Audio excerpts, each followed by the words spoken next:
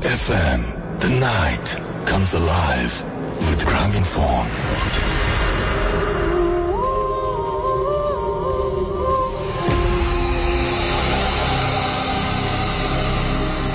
ঈদ মুবারক, ঈদ মুবারক, ঈদ মুবারক।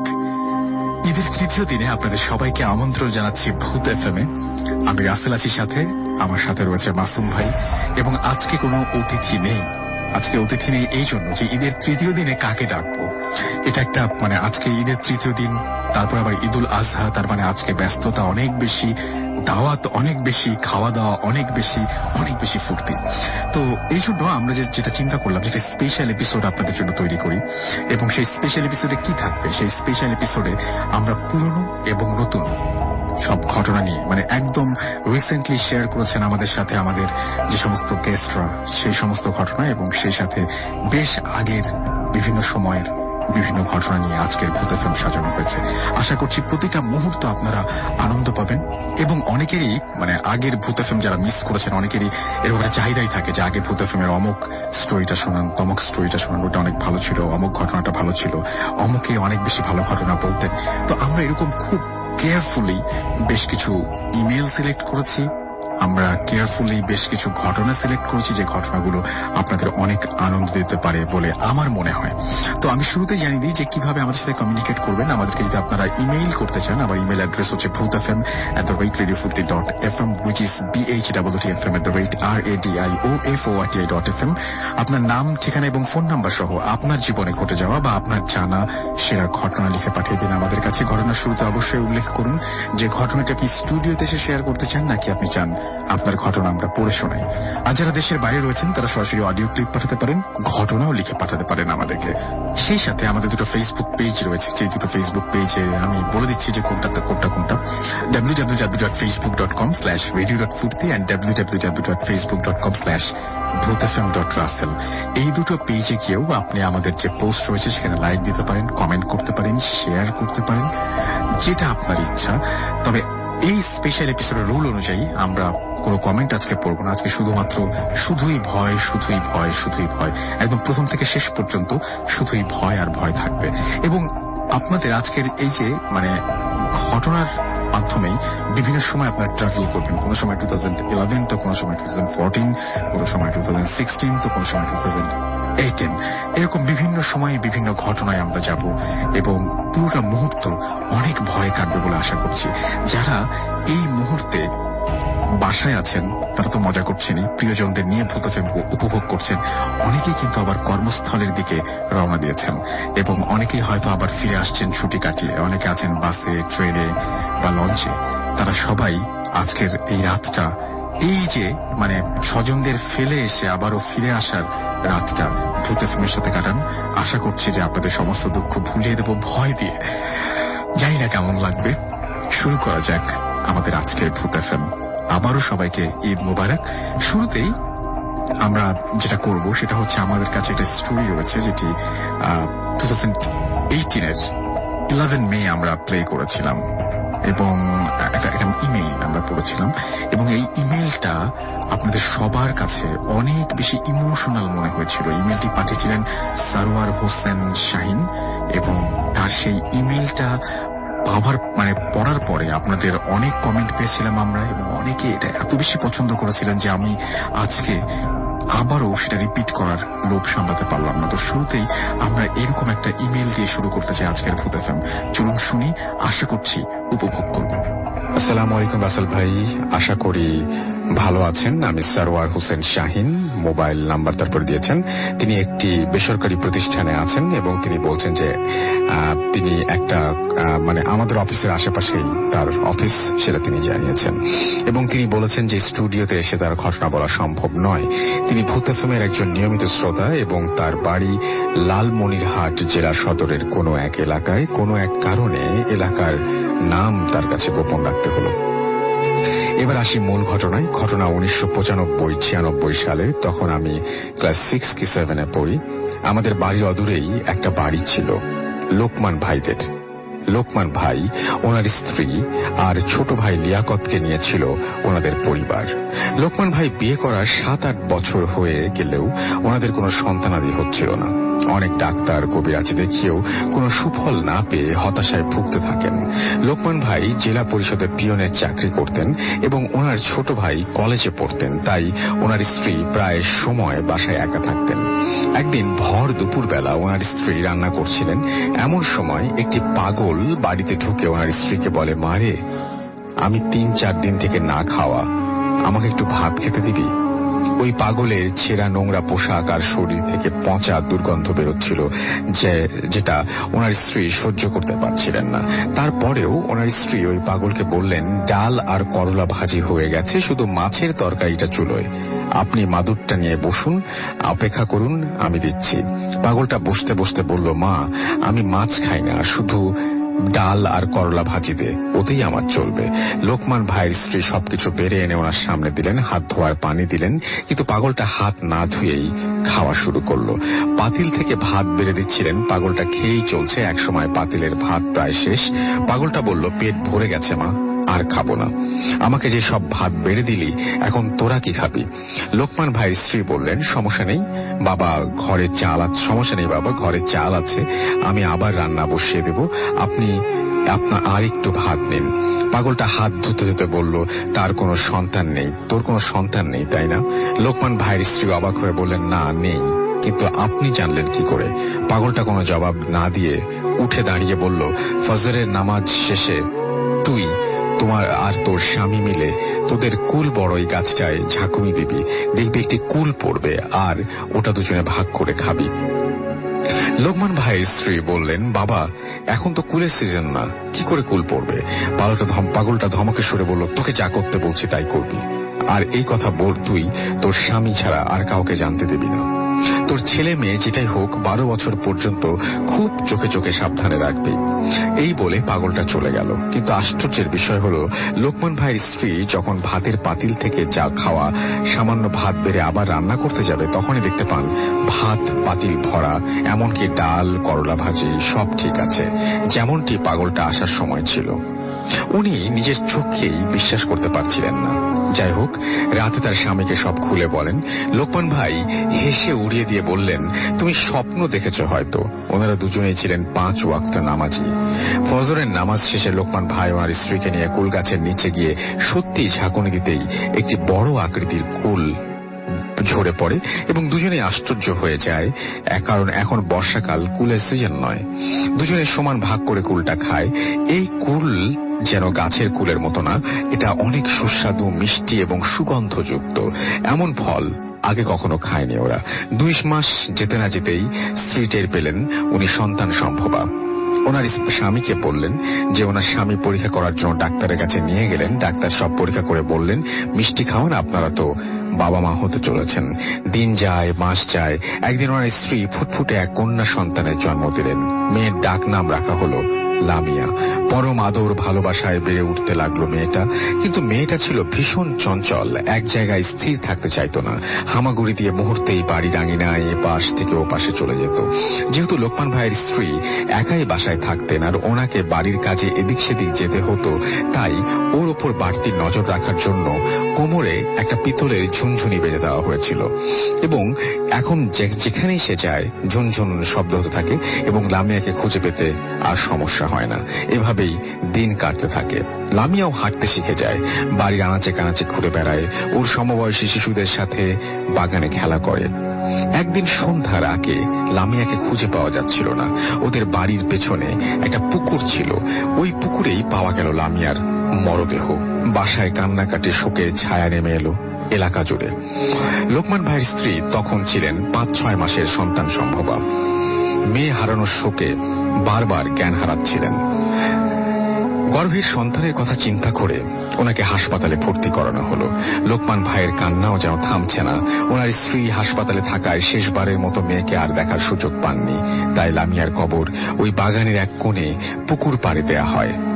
ওনাদের বাড়িঘরটা ছোট বড় গাছে ভরা। দিনের বেলা যত সুন্দর, রাতে তার চেয়ে ভয়ঙ্কর।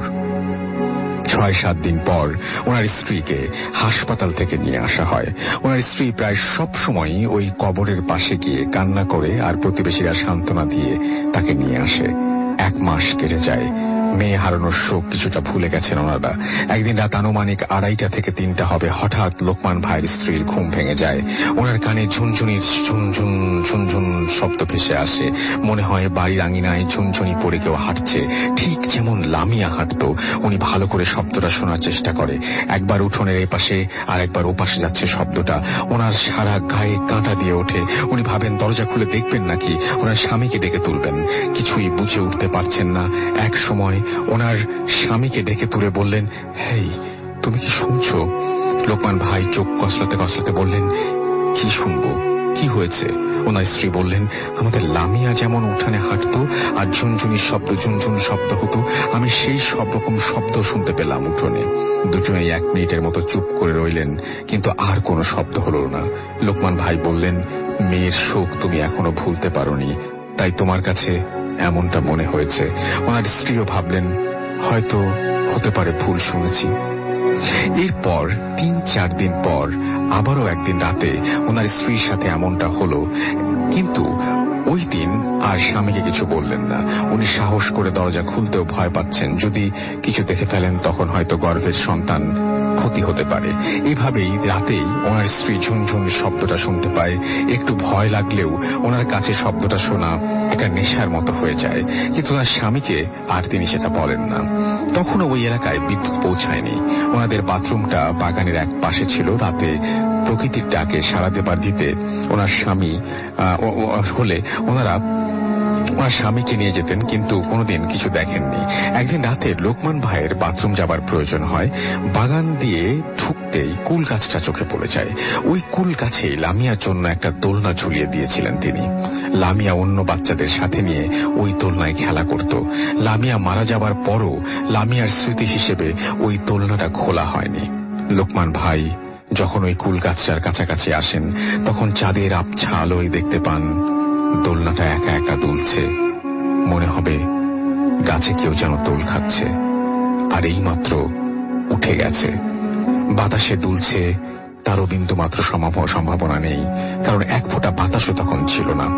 সব গাছের পাতা নীরব, একদম নিস্তব্ধ। আর বাতাসে দুললেও তা বুঝতে পারা যেত। ওনার সারা শরীর শীতল হয়ে আসে। আর ওই রাতের মতো সাহস করে তিনি বাথরুম সেরে চলে আসেন। ঘরে এসে শুয়ে ভাবতে থাকেন, মিলাদেব কিন্তু কিছুই মিলাতে পারেন না। পরের দিন সকালে দোলনাটা খুলে ফেলেন। এই 2-3 দিন পর মাঝরাতে লোকমান ভাইয়ের ঘুম ভেঙে যায়। তিনি শুনতে পারেন উঠোনে ঝুনঝুনির শব্দ এবং কেউ যেন ঝুনঝুনি পরে হাঁটছে এবং শব্দটা এদিক থেকে ওদিক যাচ্ছে। এবার স্ত্রীর কথাটা তার বিশ্বাস হয়। তিনি বিছানা থেকে উঠে সাহস করে কাঠের জানলার একটা পার্ট আলাদা করে খুলে দেখার চেষ্টা করেন, কিন্তু কিছুই চোখে পড়ে না, শব্দও আর হয় না। ওনার স্ত্রী জেগেই ছিল, তবে লোকমান ভাইকে বুঝতে দেয়নি। লোকমান ভাই জানালা বন্ধ করে বিছানায় আসা মাত্র ওনার স্ত্রী ফিসফিস করে বলে, জানালা খুলে কি দেখলে? লোকমান ভাই বলে, আজ আমিও ঝুনঝুনির শব্দ শুনতে পেয়েছি। ওনার স্ত্রী ভয় পাবে বলে তাই দোলনার কথাটা আর বলে না। ওনার স্ত্রী বলল, তুমি আজ পেয়েছো আর আমি প্রতি রাতে পাই। একদিন কাজ বেশি থাকায় লোকমান ভাইয়ের বাসায় আসতে রাত 8টার মতো বেজে যায়। তিনি সাইকেল থেকে নেমে গেট দিয়ে বাসায় প্রবেশ করতেই দেখতে পারেন একটা বাচ্চা মানুষের মতো ছায়া উঠোনের মাঝখানে দৌড়ে বাগানের দিকে চলে গেল। তিনি কোনো মতে সাইকেল দেখে ঢুকে যায়, স্ত্রীকে কিছু বলে না। একদিন রাতে খাবার সময় লোকমান ভাই তার ছোট ভাই বলে সেও নাকি উঠোনে ঝুনঝুনির শব্দ শুনতে পায়। জানালা খুলে দেখে কিছুই নেই। ওনারা ভয় পাবে বলে লোকমান ভাই ওর কথায় পাত্তা দেয় না। লোকমান ভাইদের বাগানের পাশে আয়নাল হক চাচাদের বাসা ছিল। একদিন আয়নাল হক চাচা লোকমান ভাইকে কথায় কথায় বলেন, লোকমান, তোমরা কি রাতে মোমবাতি নিয়ে বাথরুমে যাও? তোমার না টর্চ আছে, ওটা নিয়ে যাবে। মোমবাতি নিয়ে বাথরুমে যাওয়াটা ঠিক না। লোকমান ভাই ভ্রু কুঁচকে বলেন, কই, না তো চাচা, আমরা মোমবাতি ব্যবহার করি না, কুপি নয়তো লণ্ঠন জ্বালাই, আর বাথরুমে গেলে টর্চ নিয়ে যাই। আয়নাল হক চাচা বলেন, তাহলে আমি রাতে কি দেখি? কেমন মিটমিটে আলো নিয়ে যায় আবার আসে তোমাদের বাগানে? লোকমান ভাই আগ্রহের সাথে জানতে চায়, একটু খুলে বলবেন কি চাচা? চাচা বলেন, আমি মাঝে মাঝে গভীর রাতে দেখি মোমের আলোর মতো একটা আলো পুকুর পাড়ে তোমার ওই মেয়ের কবরের কাছ থেকে তোমার বাসার দিকে চলে যায়, কিন্তু আলোটাকে কখনো বাতাসে দুলতে দেখিনি। লোকমান ভাই চাচাকে বলেন, কি বলেন? আমরা তো কোনোদিন কিছু দেখিনি, হয়তো ভুল দেখেছেন আপনি, এই বলে চলে যায় লোকমান ভাই। কিন্তু তার মনে চলে আসে অজানা ভয়। একদিন রাতে দরজা ধাক্কানোর শব্দে স্বামী স্ত্রী দুজনেরই ঘুম ভেঙে যায়। লোকমান ভাই ভাঙা ভাঙা কণ্ঠে বলেন, কে দরজা ধাক্কা দেয়? উপাস থেকে কান্না মাখা কণ্ঠে আওয়াজ আসে, আব্বু, আমি লামিয়া, দরজা খোলো, তোমরা আমাকে বাইরে রেখো কেন? আমার খুব কষ্ট হয়। আমার দোলনা খুলেছ কেন? স্বামী স্ত্রী দুজনেই শুনতে পায়। দুজন দুজনের দিকে তাকিয়ে থাকে কিছুক্ষণ। লোকমান ভাই সাহস করে উঠে দরজা খুলতেই দেখতে পায় একটা ছায়া বাগানের দিকে চলে গেল। সেদিন রাতে আর ঘুম হয় না। ফজরের নামাজ শেষে মসজিদের ইমাম সাহেবকে সবকিছু খুলে বলে। পরদিন বিকেলে ইমাম সাহেব এসে পানি পড়ে বাড়ির চারিদিকে ছিটিয়ে দিয়ে যায়। তারপর 2-3 মাস আর কিছু হয় না। সবাই সবকিছু ভুলে গেছে, আর ঘটনাটা এখানেই শেষ হলে ভালো হতো, কিন্তু না। লোকমান ভাইয়ের শাশুড়ি বাড়িতে আসেন। এদিকে ওনার স্ত্রীর সন্তান প্রসব করার সময় হয়। ওনাকে হাসপাতালে ভর্তি করা হয়। রাত 1:30 হবে। লোকমান ভাইয়ের স্ত্রী আবারও একটি কন্যা সন্তান প্রসব করেন। সবাই হাসপাতাল থেকে যায়, কিন্তু বাড়ি পাহারা দেওয়ার জন্য লোকমান ভাই ওনার ছোট ভাই লিয়াকতকে বাসায় যেতে বলেন।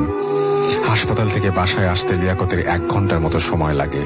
ফজরের নামাজ শেষে লোকমান ভাই যখন বাসায় আসেন, তখন দেখতে পান ওনার ছোট ভাই উঠোনে পড়ে আছেন। পানি ছিটিয়ে জ্ঞান ফেরানো হয় লিয়াকতের শরীরে তখন অনেক জ্বর। জানতে চায় ওর কি হয়েছিল। লিয়াকত বলে, আমি যখন বাসায় ঢুকি তখন দেখতে পাই আমাদের ঘরের দরজার সামনে ছোট একটি মেয়ে দাঁড়ানো। আমি কে ওখানে বলতেই যখন আমার দিকে ঘুরে দাঁড়ায়, তখন দেখি ওটা লামিয়া। ওর মুখটা পুকুর থেকে তোলার সময় যেমন ফ্যাকাশে ছিল, ওই রকমই আছে। আমার দিকে হাত বাড়িয়ে দিয়ে বলছিল কোলে নিতে। আমার কিছু মনে নেই।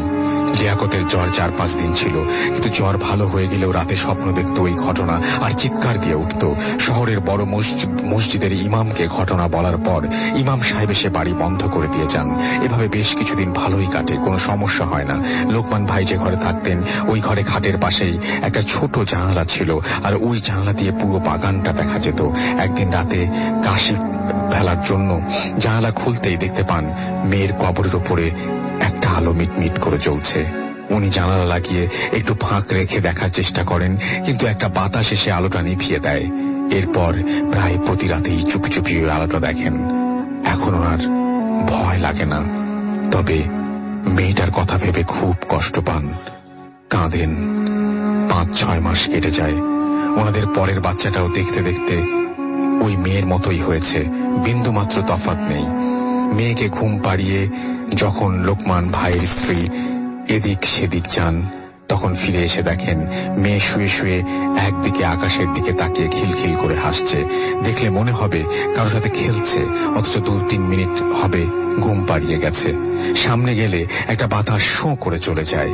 প্রায় এমন হয় ওনার স্বামীকে বলেন, ওনার স্বামী যা হবার হোক, তবে ভয় পাবার কিছু নেই। আমার মন বলে ও আমার মেয়ে, আমাদের কোনো ক্ষতি সে করবে না। অনেকেই রাতে লোকমান ভাইদের বাগানে আলো জ্বলতে নিত্যে দেখেছে। ওনার পরের মেয়েটাও আস্তে আস্তে হাঁটতে শিখে যায়। একদিন দুপুরে ওনার স্ত্রী রান্না করছিল, এমন সময় ওই পাগলটা যে এসেছিল সে আবার আসে। লোকমান ভাইয়ের স্ত্রী পাগলকে বসতে বলেন, কিন্তু পাগলটা না বসে শুধু বলে, তোকে না বলেছিলাম সন্তানকে চোখে চোখে রাখবি? শোন, তোর মেয়ের জানাজার নামাজ যে ইমামকে দিয়ে পড়িয়েছিলি, কোনো একটা কারণে তার কোনো একটা ঝামেলা হয়েছিল সেখানে, তাই মেয়ের জানাজা পরিপূর্ণ হয়নি। ভালোই মেয়ে আরো একজন ইমামকে দিয়ে গায়েবী জানাজা পড়িয়ে দিস, সব ঠিক হয়ে যাবে। এই বলে পাগলটা চলে যায়। পরে জানাজা পড়ানো হয় এবং সব ঠিক হয়ে যায়, আর কোনো সমস্যা হয় না। পরে যে মেয়ে হয় সেও বড় হয়ে যায়, বিয়ে হয়ে যায়। এখন অবশ্য তারা ওই বাড়ি বিক্রি করে অন্য জায়গায় চলে গেছে। সম্পূর্ণ সত্য একটা ঘটনা। যতটুক নিজে দেখেছি তার চেয়ে আমার মা বাবার মুখে শুনেছি ভালোভাবে। এলাকার মুরব্বী যারা ছিলেন সবাই এই ঘটনা জানেন। হয়তো গুছিয়ে লিখতে পারিনি, ভালো লাগলে শ্রোতাদের পড়ে শোনাবেন। আমার কাছে আরো ঘটনা রয়েছে, সময় পেলে পাঠিয়ে দেব। ভালো থাকবেন। বুথ এফএমের সবার জন্য রইল শুভকামনা। সরোয়ার হোসেন শাহিন, থানাপাড়া, থানা পোস্ট, জেলা লালমনিরহাট। চমৎকার একটা ইমোশনাল স্টোরি না? শুনছেন সবসময় রেডিও ফুর্তি রেড এফএম। আমি রাস্তাল আছি সাথে, এবং মানে আমার মনটাই খারাপ হয়ে গেল স্টোরিটা শুনে। একদম সত্যি মানে এটা যতবার শুনি ততবারই কেমন যেন লাগে। যদিও মেলটি আমারই পড়া, কিন্তু ভয়ঙ্কর ভয়ঙ্কর লাগে।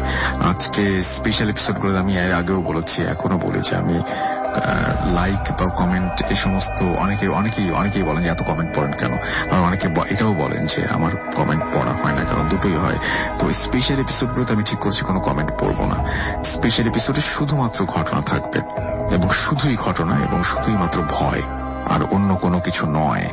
ওকে, যে ঘটনাটি আমি পড়ে শোনা মানে যে আপনাদের জন্য প্লে করব, সেই ঘটনাটি 2018-এর 4 মে এই ঘটনাটি প্লে করেছিলাম আমরা, এবং 4 মে তো 4 মে নাকি মে 29, যে কোনো একটা দিন হবে। এবং এইখানে ডক্টর আলিফ এসেছিলেন এই শোতে, এবং ডক্টর আলিফ না, এটা 4 মে হবে সম্ভবত। হ্যাঁ, ডক্টর আলিফ এসেছিলেন এবং তিনি একটা ঘটনা শেয়ার করেছিলেন, এবং তার সেই ঘটনাটি আমরা আজকে প্লে করব, এবং আশা করছি যে আপনারা অনেক বেশি মানে অনেক ভালো লাগবে আর কি এই স্টোরিটা শুনতে। চলুন শুনে আসি। আসসালামু আলাইকুম রাসেল ভাই। আসসালামু আলাইকুম এভরিওয়ান।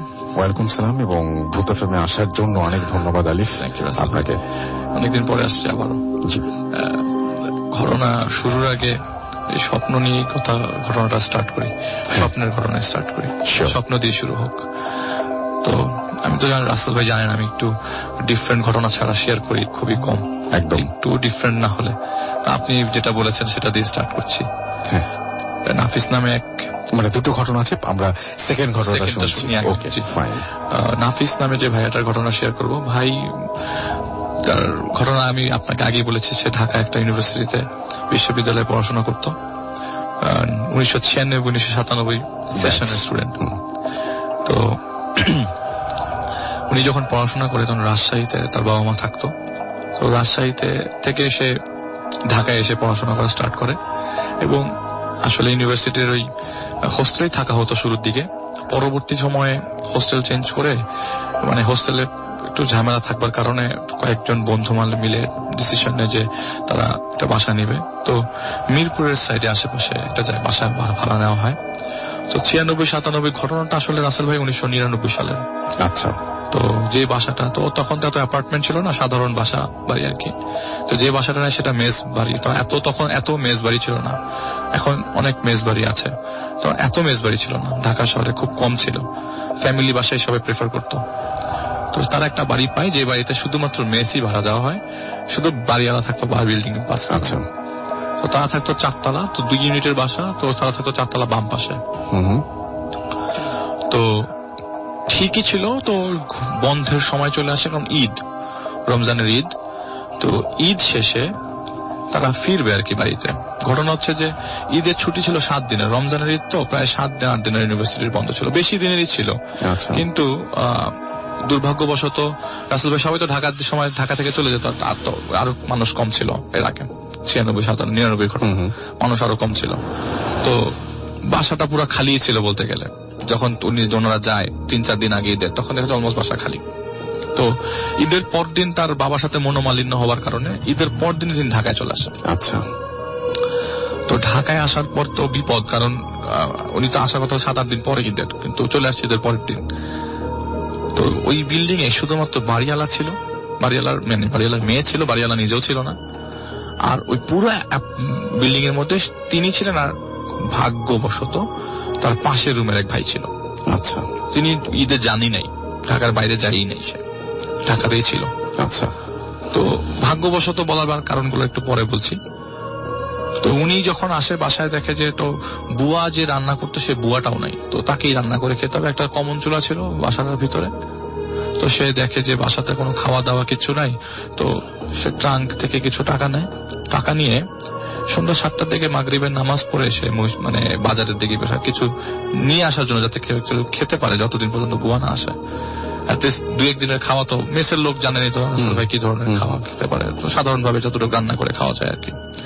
তো সে রান্না করার জন্য বাজার নিয়ে আসে, এবং যে টাকাটা বাঁচে সেটা ট্রাঙ্কে রাখবার জন্য ওই আস্তে আস্তে রাত 9টা বেজে যায়, ট্রাঙ্কে রাখবার জন্য যায়। তো ট্রাঙ্ক খোলার সময় যে ট্রাঙ্কটা ধরে দেখে ট্রাঙ্কটা প্রচন্ড বরফের মতো ঠান্ডা।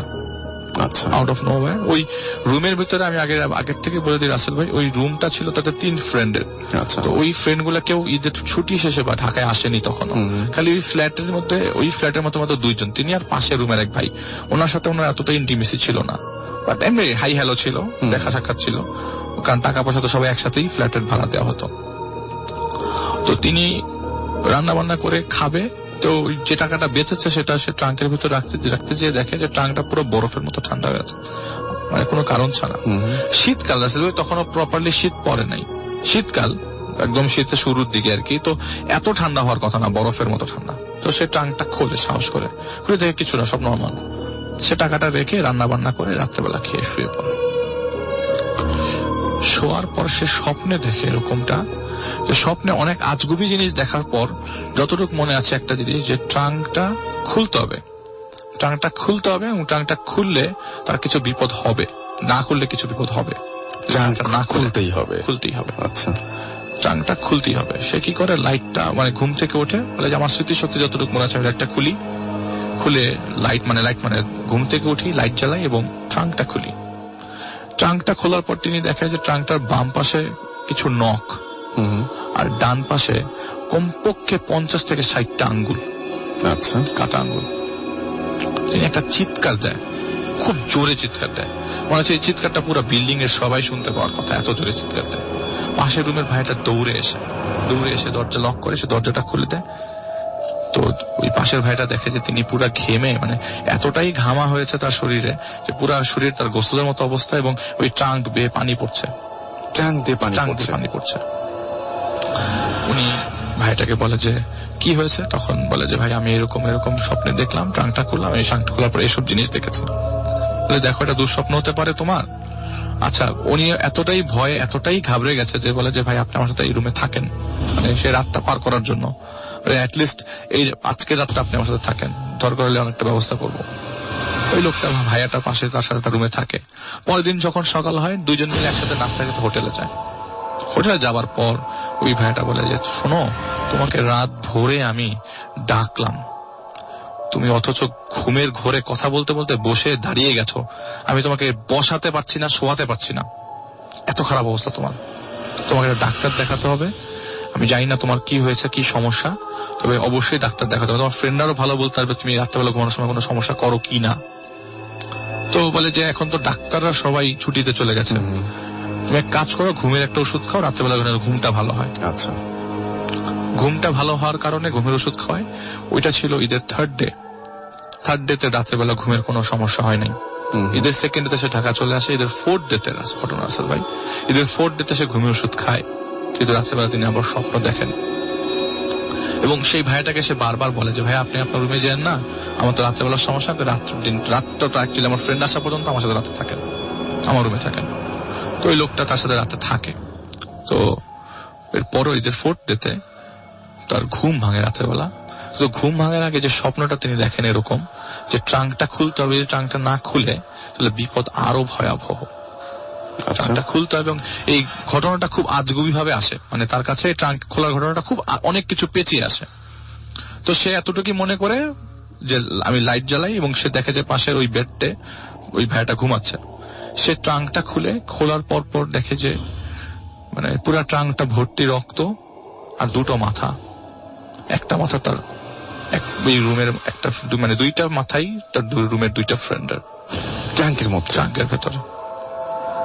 তিনি একটা চিৎকারে ওনার আর কিছু মনে নাই, এমন মনে নাই যে এই জ্ঞান আর ফেরেই নাই। তো পরবর্তী সময়ে যে ভাইয়াটা তার সাথে ছিল সে হসপিটালে নিয়ে যায়। হাসপাতালে নিয়ে যাওয়ার পর ডাক্তার ওখানে, মানে যারা ইমার্জেন্সিতে ছিল সেসব ডাক্তাররা তাকে হসপিটালাইজ করতে বলে, এবং 18 ঘন্টা কোনোভাবেই তার জ্ঞান ফেরে নাই। ডাক্তাররা নর্মাল করবার পর ফ্যামিলির লোকজন আসে, এটা হয়ে যায় ঈদের 6th ডে, জ্ঞান ফেরার পর সে যখন নর্মাল হয় তখন বলে যে আমি এই ঝামেলায় পড়েছিলাম, আমি স্বপ্নে এগুলা দেখেছি। তার বাবা একটা হুজুর নিয়ে আসে, হুজুর নিয়ে আসার পরে বলে যে আপনি, হুজুর যেটা বলছে যে আপনাকে বোবায় ধরছে, বারবার বোবা ধরছে, এবং আপনার মুভমেন্ট গুলা। তখন ওই যে ভাইয়াটা তার পাশে শুয়েছিল তার কাছে কিছু ইনফরমেশন নিল যে সে যখন রাত্রে ঘুমায় দুইটা পা খুব শক্ত করে সে বাড়ি দিতে থাকে ঘুমন্ত, মানে ঘুমার অবস্থায়। এটা সে খেয়াল করে এবং হঠাৎ করে সে দাঁড়িয়ে যায়।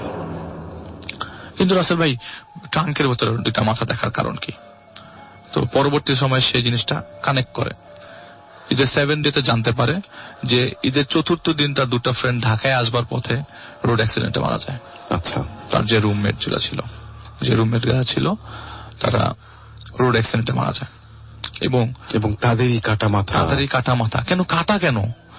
পরবর্তীতে হুজুর বলে যে এটা বোবায় ধরার কারণে সে কিছু পানি দেয়, কিছু অ্যাডভাইস করে যে এগুলা করতে হবে। পরে সে জানতে পারে কাটা মাথা খাওয়ার কারণ হচ্ছে ওই যারা যেসব ফ্রেন্ড ওই বাসে ছিল, একটা ফ্রেন্ড মাত্র, মানে 3 জন ফ্রেন্ড আসবার পথে একটা ফ্রেন্ড পেছনে ছিল।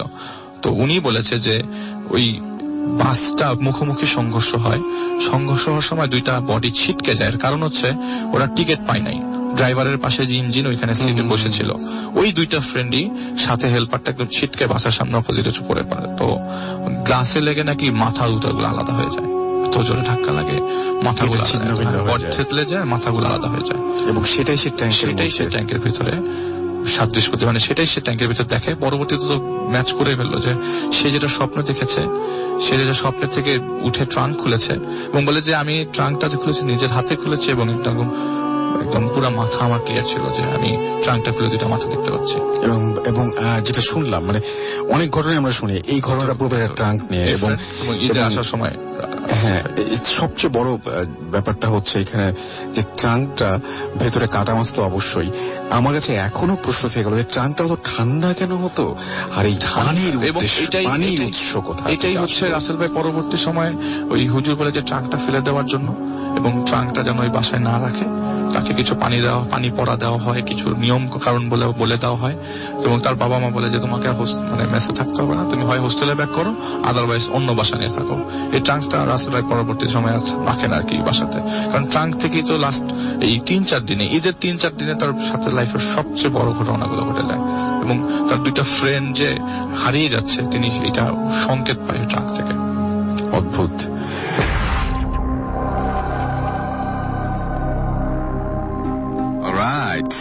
কি ভালো ছিল না? আমার মনে হয় যে অনেক ভালো ছিল ঘটনাটি।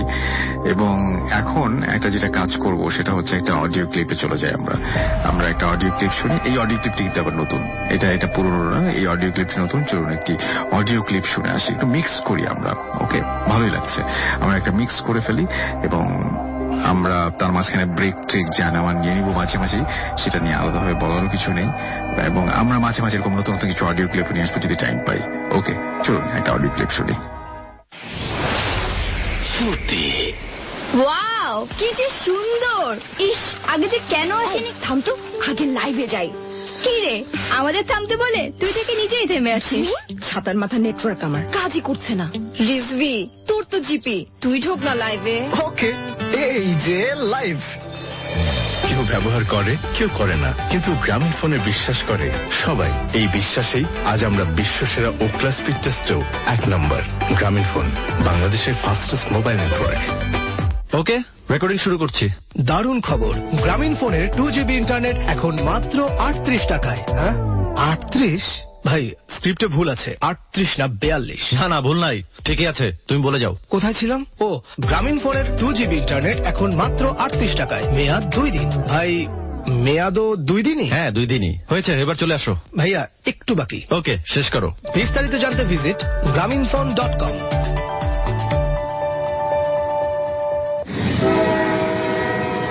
সময় করে কল দিও প্লিজ। দেখি, এত লম্বা পথ, কাজের চাপও অনেক। তাই বলে 5টা মিনিট বের করা যাবে না? যায় তো, কিন্তু মোবাইলের চার্জটাও যে শেষ হয়ে যায়। এসব বাহানা এখন আর চলবে না, কল দিতেই হবে। ট্রেন ছেড়ে দিল। আচ্ছা, চেষ্টা করব। প্রিয় মানুষগুলোর কাছে থাকার এমন আবদারগুলো এবার আর চার্জের কারণে আটকে থাকবে না।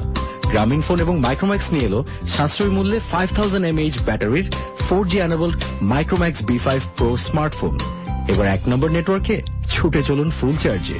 বিস্তারিত grameenphone.com। ওয়াও, কি যে সুন্দর! ইস, আগে যে কেন আসেনি? থাম তো, আগে লাইভে যাই। কি রে, আমাদের থামতে বলে তুই থেকে নিজেই থেমে আছিস। ছাতার মাথা নেটওয়ার্ক আমার কাজই করছে না। রিজভি, তোর তো জিপি, তুই ঢোক না লাইভে। ওকে, এই যে লাইভ। কেউ ব্যবহার করে, কেউ করে না, কিন্তু গ্রামীণ ফোনে বিশ্বাস করে সবাই। এই বিশ্বাসেই আজ আমরা বিশ্বসেরা ওকলা স্পিড টেস্টেও 1 নম্বর। গ্রামীণ ফোন, বাংলাদেশের fastest mobile network. Check.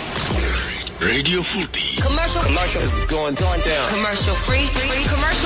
Right here. Bhoot FM. The night comes alive with Grameen Phone.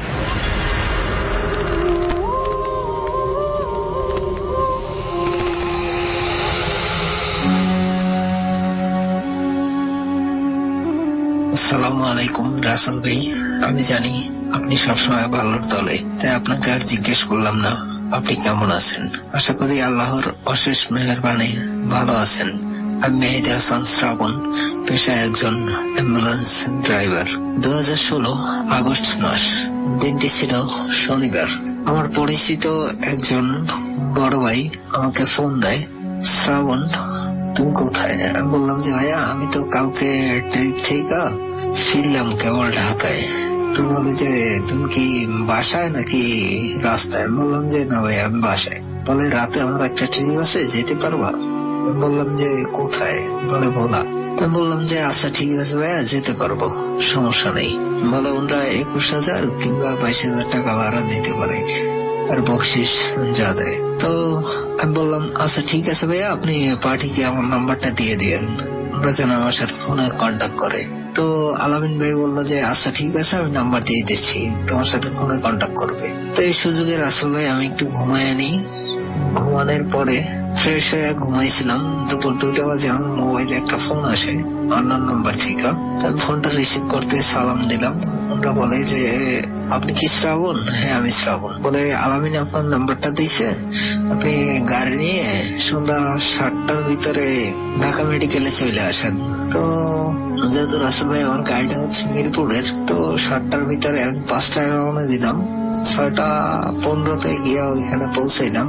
পৌঁছানোর পরে আরেকটা কথা বলে রাখি যে আমরা অ্যাম্বুলেন্সে সচরাচর 2জন ড্রাইভার থাকি। তো আমার সাথে যে ড্রাইভারটা, আমরা আগের দিন বগুড়া ট্রিপে ঘুরে আসি। তো উনি ওই দিন সকালে গ্রামে চলে যায়, ওনার গ্রামের বাড়ি হচ্ছে খুলনা।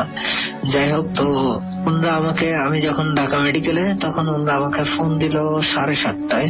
7:30টায় যখন ফোন দিল বললো যে আপনি কোথায়? গাড়ি নিয়ে গেটের সামনে চলে আসেন। তো আমি গেটের সামনে যথারীতি চলে গেলাম। এর আগে আমি একটা কাজ করছিলাম, সেটা হচ্ছে এটা যে যেহেতু এত লং এর পথ আমি একা যাবো, রাসেল ভাই যেহেতু শহরে থাকেন তাহলে বুঝতে পারবেন যে হসপিটালের সামনে হয়তো অনেক ধরনের বেকার লোকজন পাওয়া যায়। তো আমি একটা পিচ্চিকে পাইছিলাম, ওর বয়সটা মেবি 30 কি 40 ইয়ার হবে। তো ওরে আমি বললাম যে আমার সাথে যাবি? তো বললো যে কোথায়? আমি বললাম যে বলা যেমন ট্রিপে যাবি কিনা। তো বলে যে ঠিক আছে যাবো, সমস্যা নেই। 7:45টার দিকে ওনারা গাড়ি নিয়ে যেতে বললো, গাড়ি নিয়ে গেলাম। এরপরে ওনাদের ডেড বডি উঠালো। আমরা 8টা 15-তে রওনা দিলাম। তো আমার ইচ্ছা ছিল এটাই যে আমি আসলে মাওয়া ঘুরে যাবো, কিন্তু ওনাদের একটা পার্সন গাবতলীতে থাকার কারণে আমার গাবতলী ঘুরে আসতে হয়, অর্থাৎ আমার আরিসা ফেরি দিয়ে যেতে হবে। যাই হোক, তো আমি গাবতলী আসি। গাবতলী আসার পর ওনাদের ওই পার্সনকে গাড়িতে নেই, আর পথে জিজ্ঞেস করছিলাম ওনাদের কাছে যে লোকটা কিভাবে মারা যায়। তো ওনারা বলছিল যে সুইসাইড, আর যিনি বলছিলেন উনি হচ্ছে ওই মেয়ের ভাই। যাই হোক, তো যখন রাত 10টা কিংবা 10টা 10 বাজে তখন আমরা আরিসা ফেরিতে ঠিক 11:30টার দিকে ফেরি থেকে উঠি। ফেরি থেকে উঠা গাড়ি চালাইতেছি, কিন্তু ফেরি থেকে ওঠার পরে আমার কেমন যেন লাগতেছিল। ভাইয়া আমি কি বলবো, 80 ওভার গাড়ি চালাইতেছি, কিন্তু মনে হইতেছে 40-এর গাড়ি চালা। যেহেতু এগুলো কিছু মনে করি না, আমরা সচরাচর এগুলো আমাদের সাথে হয়ে থাকে। যখন রাত 2:45 কিংবা 1:30 বাজে তখন আনুমানিক বাইপাসে 2-3টা দম দিয়ে আমার গাড়িটা বন্ধ হয়ে যায়। বন্ধ হওয়ার পরে আমি মনে করলাম অয়েল শেষ। তারপরে আমার পিচ্ছিকে বললাম যে পিছনে গ্লানে 5 লিটার অয়েল রাখা আছে, তৈলটা একটু বইলে দে। তো বললো আচ্ছা ঠিক আছে ভাইয়া। ব্যাক বনেট খুলে দিলাম, ওরা গাড়ির গেট খুলে হয়তো প্রকৃতির ডাকে সারা দিতে নেমে গেছিল, কিন্তু ও পিচ্ছি পিছনে যেতেই আমাকে ডাক দিল, ভাইয়া এদিকে আসেন। আমি গেট খুলে লাফ দিয়ে চলে গেলাম। কিরে কি হয়েছে? চুকচুক একটা শব্দ পাচ্ছেন? রাসেল ভাই আমি ক্লিয়ার কানে শুনতেছি, মেবি কে যেন চুকচুক করে মজা করে কি যেন খাচ্ছে। আমি আর দেরি করলাম না, গ্লানের মুখ খুলে কিছু অয়েল ছিটিয়ে দিলাম। শব্দ থেমে গেল। আমি ওরে গিয়ে বললাম তুই গাড়ির ভিতরে গিয়ে বস। আমি ওকে কিছু বুঝতে দিলাম। তারপরে ও গাড়ির ভিতরে গিয়ে বসে, আমি গাড়িতে অয়েল নেই, 3 বার চেষ্টা করে সেলফ মারার পরেও আমার গাড়ি স্টার্ট হয় না। তো আমি ওনাদেরকে বললাম যে আসলে ধাক্কা দিয়ে স্টার্ট করতে হবে, এছাড়া কিছু করার নেই। কিন্তু ভাইয়া যেহেতু অটো গাড়ি, তো ধাক্কা দিয়ে স্টার্ট করা সম্ভব হয় না। এরপরে যাই হোক অনেক কষ্টে সেলফে আমি স্টার্ট করলাম। সামনে গিয়ে যখন কাউন্টে ঢুকলাম তৈল নিব, আমি বললাম যে পিছিয়ে বললাম টাঙ্কি ফুল করতে বলো। তো টাঙ্কি ফুল করলো, আর আমি স্টার্টিং এ বসা ছিলাম স্টার্টিং সিটে। আর যখন আমি বিল দিতে নামিয়ে যাবো, কারণ আমি গাড়ির ভিতর থেকে টাকা গুছাইতেছিলাম, বিল দিতে নামিয়ে গেলাম ডাইন সাইডে। নাইমে গাড়ির পিছন দিয়ে যাচ্ছি, দেখছি গাড়ির পিছন থেকে রক্ত পড়তেছে। তো আমি অবাক, আর ভাবলাম যে পোস্টমর্টম করা লাশ, রক্ত পড়তেও পারে, স্বাভাবিক কিছু না। বিল পেমেন্ট করে আসলাম, গাড়ি চালাইতেছি। জিজ্ঞেস করলাম যে আপনারা কিভাবে ডেড বডি নিলেন, রক্ত বের হচ্ছে? আসলে বুঝতে পারলাম না। তো আসলে ওনারা যেটা বলে সেটা শুনে আমি একেবারে পুরোটাই অবাক হয়ে গেছিলাম যে আপনি কি বলেন, 4টা পলির ভিতরে ডেড বডি, এর ভিতর থেকে রক্ত বের হবে, এটা সম্ভব না। যাই হোক আমি আর কাউকে কিছু বুঝতে দিলাম না, আমি আমার মতো করে গাড়ি চালাচ্ছি। রাত্র যখন 3টা কিংবা 3:15 বাজে, তখন আমি বরিশাল শহর ক্রস করি। আর এর ভিতরে রাস্তায় গাড়ি যেভাবে চালাইতেছিলাম, ওই 90 ওভারও চালাইছি, কিন্তু আমার মনে হয় না গাড়ি 40-এও চলে। যাই হোক 3:30টায় বরিশাল শহর ক্রস করি। ক্রস করার পরে যখন আমি, যারা বলা গেছেন হয়তো বা তারা চিনতে পারবেন, লাহারাট ফেরিঘাট, ওইখানে রাতে ফেরি চলে না। আজানের ঠিক হয়তো বা মোটামুটি আইডিয়া করতেছি যে 45 মিনিট আগে আমি লাহারাট ফেরিঘাট পৌঁছাই। তো ভাইয়া ওখানে রাতে ফেরি চলে না, দিন ছাড়া। তো ফেরির জন্য ওয়েট করলাম। আমার ওই পিচ্ছিকে জিজ্ঞেস করলাম চা খাবি কিনা, ওনাদেরকে জিজ্ঞেস করলাম চা খাবেন কিনা। তো সবাই মিলে আমরা চা খেলাম। কোনো দোকান খোলা নেই, একটা দোকান খোলা আছে। মেবি উনি একটু বয়স্কার টাইপের লোক, পাঞ্জাবি পরা ছিল, টুপি মাথায় ছিল। বললাম যে কাকা চা হবে? তো আমাদেরকে চা দিন। তো আমাদেরকে 5টা চা দিল। আর আমি চা, আর রাসেল ভাই যেহেতু আমি স্মোক করি, 2টা সিগারেট নিয়ে কাকাকে বলে গেলাম কাকা পিছি জানে ওকে দিয়ে দিয়ে। তো এই বলে আমি ওইখান থেকে চলে আসলাম। চলে আসার পরে একটু সাইডে গেছিলাম, যেহেতু আমি সিগারেটটা ধরাইছিলাম, তো এই জন্য একটু সাইডে চলে গেছিলাম। আর ওনারা যে যার মতো খায়া চলে যায়। কিন্তু সবচেয়ে মজার ব্যাপার হলো রাসেল ভাই এটা, যে আমি ভাবতেও পারিনি অ্যাম্বুলেন্স আজকে মনে করেন যে প্রায় 4 থেকে 5 বছর সার্ভিস আমার অ্যাম্বুলেন্সে, এরকম ঘটনা আমি কখনো কোথাও ঘটেনি। আমি যখন কাপটা ফেরত দিতে যাই, ওখানে কোনো দোকানই খুঁজে পাই না, কোনো দোকানই নাই ওখানে। যাই হোক, তো আমি কাপটা গাড়ির ভিতরে নিয়ে চলে গেলাম। আর গাড়ির ভিতরে নিলাম যেন পিসি দেখতে না পারে, তাইলে হয়তো ওর ভিতরে একটা কনফিউজ কাজ করবে যে আসলে কাপটা কেন নিয়ে আসলাম। কিছু বুঝতে দিলাম না। মনে হয় আধা ঘন্টা পরে আমাকে ফেরিতে ওঠার জন্য বললো, আজান দিল, এজন্য ফেরিতে ওঠার জন্য বললো। ফেরিতে উঠে গেলাম। ওঠার পরে ফেরি পার হলাম 9:30 কিংবা 9:15 বাজে। তখন ভোলা সদর আমরা পার হই, যেহেতু আমরা যাচ্ছি চরফ্যাশন। একেবারে 12:30টায় পৌঁছাই ওই বাড়িতে। তো আমি পিচ্ছিকে বললাম যে একটা বালতি নিয়ে গাড়িটার পানি মেরে রক্তগুলো একটু ধুয়ে ফেল। তো যথারীতি ওই কাজ করতেছিল। আর আমার ভিতরে একটা কনফিউজ কাজ করতেছিল যে আসলে বাইপাসে আমার এই ঘটনাটা হয়েছে, এর কারণটা কি। তো কফিন বক্স খুললে রাসেল ভাই আমরা কখনোই ডেড বডির মুখ দেখি না, এটা আমাদের কাছে পসিবল না। তো আমার ভিতরে এটাই কাজ করতেছিল, এটা আমাকে দেখতেই হবে যে আসলে ওখানে কি হয়েছিল। যখন কফিন বক্স খুলে তখন ওই ডেড বডির ডান পায়ের নিচের অংশ ভাইয়া বাঘের নখ দিয়া খামসালে যে রকমের একেবারে মাংস টাংস সব উঠা যায়, ঠিক ওই ধরনের কিছু হয়েছিল। আর 3টা ফিঙ্গার ছিলই না একেবারে টোটাল। তো আমি ওনাদেরকে জিজ্ঞেস করলাম যে এটা কি আপনারা ওইখান থেকে দেখে নেন না যে এগুলো ছিল কিনা? ওরা বলে যে হ্যাঁ সবকিছুই ঠিক ছিল, বাট আমরা তো দেখেই নিছি, আমার আর কিছু বুঝতে বাকি নেই, যে যা কিছু হয়েছে ওই বাইপাসে। যাই হোক, এরপরে যখন এটা দেখার জন্য আমি কখনোই রাসেল ভাই তৈরি ছিলাম না, সেটা হলো এটা যে 30শে মে পারিবারিক আবদ্ধ ভাবে আমি যাকে লাইফ পার্টনার করি তার ফেসটা, এটা দেখে আমি প্রায় 3-4 মিনিট একভাবে তাকিয়েছিলাম যে এটা কি করে সম্ভব, সে এখানে কিভাবে, এটা কেমনে সম্ভব, আমি কি সত্যি দেখতেছি? আমি একভাবে তাকিয়েছিলাম। যাই হোক, একটু পরে ওই ছোট আইসা আমাকে ডাক দিল।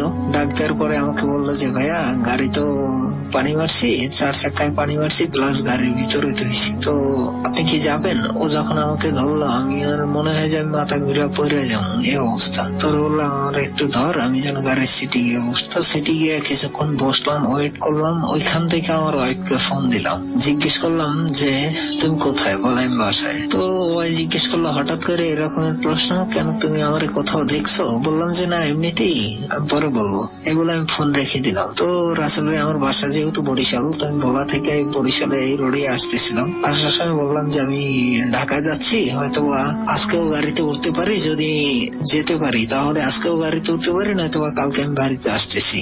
আর যখন আমি আসার সময় লাহারাট ফেরঘাট পার হই, তখন ওখানে দিনে বেশ কিছু দোকান খোলা ছিল। ওনাদেরকে আমি যখন জিজ্ঞেস করি যে এখানে একটা চায়ের দোকান ছিল, এই দোকানটা আসলে মেবি কোথায়, রাতের ভিতরে কোথায় উদাও হয়ে গেল, সবাই বলতেছে আপনি কি বলতেছেন, আপনি কি পাগল হয়ে গেছেন, যে এখানে চার দোকান ছিল। রাসেল ভাই কাপটা আমার কাছে এখনো আছে বাসায়, আর ওই কাপটার একটা পিকও আছে আমার কাছে। তো আমি আসলে এতটাই অবাক হয়েছিলাম যে আমরা চা খাইছি, বাট কাপ দিতে গেছি সেখানে দোকান নেই। আর আমি যাকে দেখলাম সে 30শে মে আমি যাকে বিবাহ করলাম তারই ফেস। আমি আসলে পুরো নার্ভাস হয়ে গেছিলাম অনেকটাই। তারপরে এটাই মাথায় ছিল যে ও তো আর ড্রাইভ করতে পারে না, গাড়ি আমাকেই নিতে হবে। বাসার সামনে যখন আসি, আমাদের বাসার সামনে, তো সেখানে গাড়ি আমি রাখি, রাখা কাপটা বাসায় রেখে যাই, কাপটা নেই না। তারপরে চলে যাই ঢাকায়। ওই টাইমে একটুখানি বসার পরে ঢাকায় চলে যাই। তো ঢাকায় পৌঁছাইতে আমার প্রায় 12টা বাজে। 12টা বাজে আমি গাড়ি বুঝ দিয়ে ওই দিন রাতেই একটার গাড়িতে আমি আবার উঠি। অবশ্য একটার গাড়ি বলতে কাটা লাইনে আমার আসতে হয়। তো কাটা লাইনে আমি চলে আসি। আসার পরে কিছুদিন পরে রাসেল ভাই আমি যখন মনে করেন যে আবারও এই কাজে আবার যখন চলে যাই, কিন্তু আমার ভিতরে একটা জিনিসই কাজ করে, সেটা হচ্ছে এটা যে আমি আমার ওয়াইফকে দেখলে রাসেল ভাই আমি ওই স্মৃতিটা কখনোই বুঝতে পারি না। ওই স্মৃতিটা আমার মনে আইসা যায় যে আমি এটা কি দেখলাম, এটা কি হলো, তো এটা কি আমি বাস্তব দেখলাম নাকি হ্যালোসিনেশন, আমি আসলে কিছু বুঝতে পারতেছি না।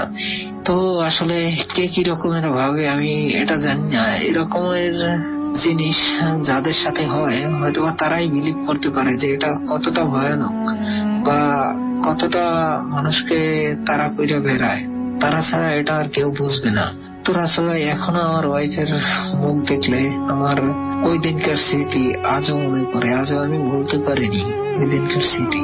আর হয়তোবা যতদিন বাঁচবো কিংবা আমার ওয়াইফ যতদিন আছে ততদিন হয়তোবা আমি স্মৃতি কোনোদিন বুঝতে পারবো না। রাসেল ভাই এই স্মৃতি আমাকে আজও তারা করে বেড়ায়। তো রাসেল ভাই এই ছিল আমার ঘটনা। যদি ভালো লাগে তাহলে শোনাবেন প্লিজ, আমার শোনাবেন, আমি আপনার সাথে শেয়ার করবো। আসসালামু আলাইকুম, সবাই ভালো থাকবেন। Bhoot FM. The night comes alive with Gramophone.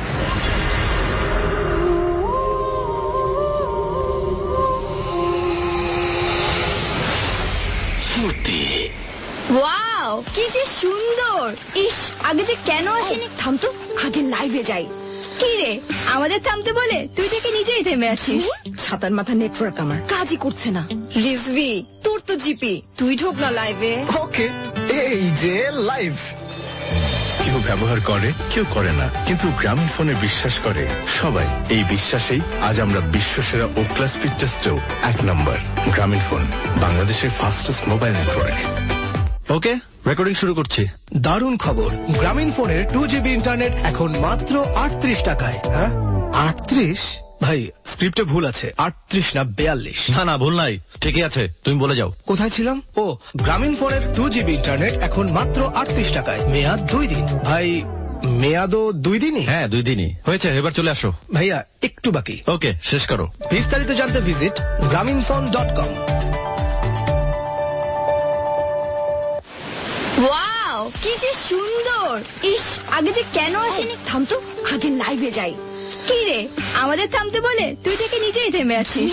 ছাতার মাথা নেটওয়ার্ক আমার কাজই করছে না। রিজভি, তোর তো জিপি, তুই ঢোক না লাইভে। ওকে, এই যে লাইভ। কেউ ব্যবহার করে কেউ করে না, কিন্তু গ্রামীণ ফোনে বিশ্বাস করে সবাই। এই বিশ্বাসেই আজ আমরা বিশ্বসেরা ওক্লা স্পিড টেস্টেও 1 নম্বর। গ্রামীণ ফোন, বাংলাদেশের ফাস্টেস্ট মোবাইল নেটওয়ার্ক। সময় করে কল দিও প্লিজ। দেখি, এত লম্বা পথ, কাজের চাপও অনেক। তাই বলে 5টা মিনিট বের করা যাবে না? যায় তো, কিন্তু মোবাইলের চার্জটাও যে শেষ হয়ে যায়। এসব বাহানা এখন আর চলবে না, কল দিতেই হবে। ট্রেন ছেড়ে দিল। আচ্ছা আচ্ছা আচ্ছা, চেষ্টা করব। প্রিয় মানুষগুলোর কাছে থাকার এমন আবদারগুলো এবার আর চার্জের কারণে আটকে থাকবে না। গ্রামীণ ফোন এবং মাইক্রোম্যাক্স নিয়ে এলো সাশ্রয়ী মূল্যে 5000 mAh ব্যাটারির 4G enabled Micromax B5 Pro smartphone. এবার 1 নম্বর নেটওয়ার্কে ছুটে চলুন ফুল চার্জে। বিস্তারিত grameenphone.com। ওয়াও, কি যে সুন্দর! ইস, আগে যে কেন আসেনি? থামতো, আগে লাইভে যাই। কি রে, আমাদের থামতে বলে তুই থেকে নিজেই থেমে আছিস। ছাতার মাথা নেটওয়ার্ক আমার কাজই করছে না। রিজভি, তোর তো জিপি, তুই ঢোক না লাইভে। ওকে, এই যে লাইভ। কেউ ব্যবহার করে কেউ করে না, কিন্তু গ্রামীণ ফোনে বিশ্বাস করে সবাই। এই বিশ্বাসেই আজ আমরা বিশ্বসেরা ওক্লা স্পিড টেস্টেও 1 নম্বর। গ্রামীণ ফোন, বাংলাদেশের fastest mobile network. Check. Radio Futi. Commercial is going down. Commercial free. Right here. Good FM. The night comes alive with Grameen Phone.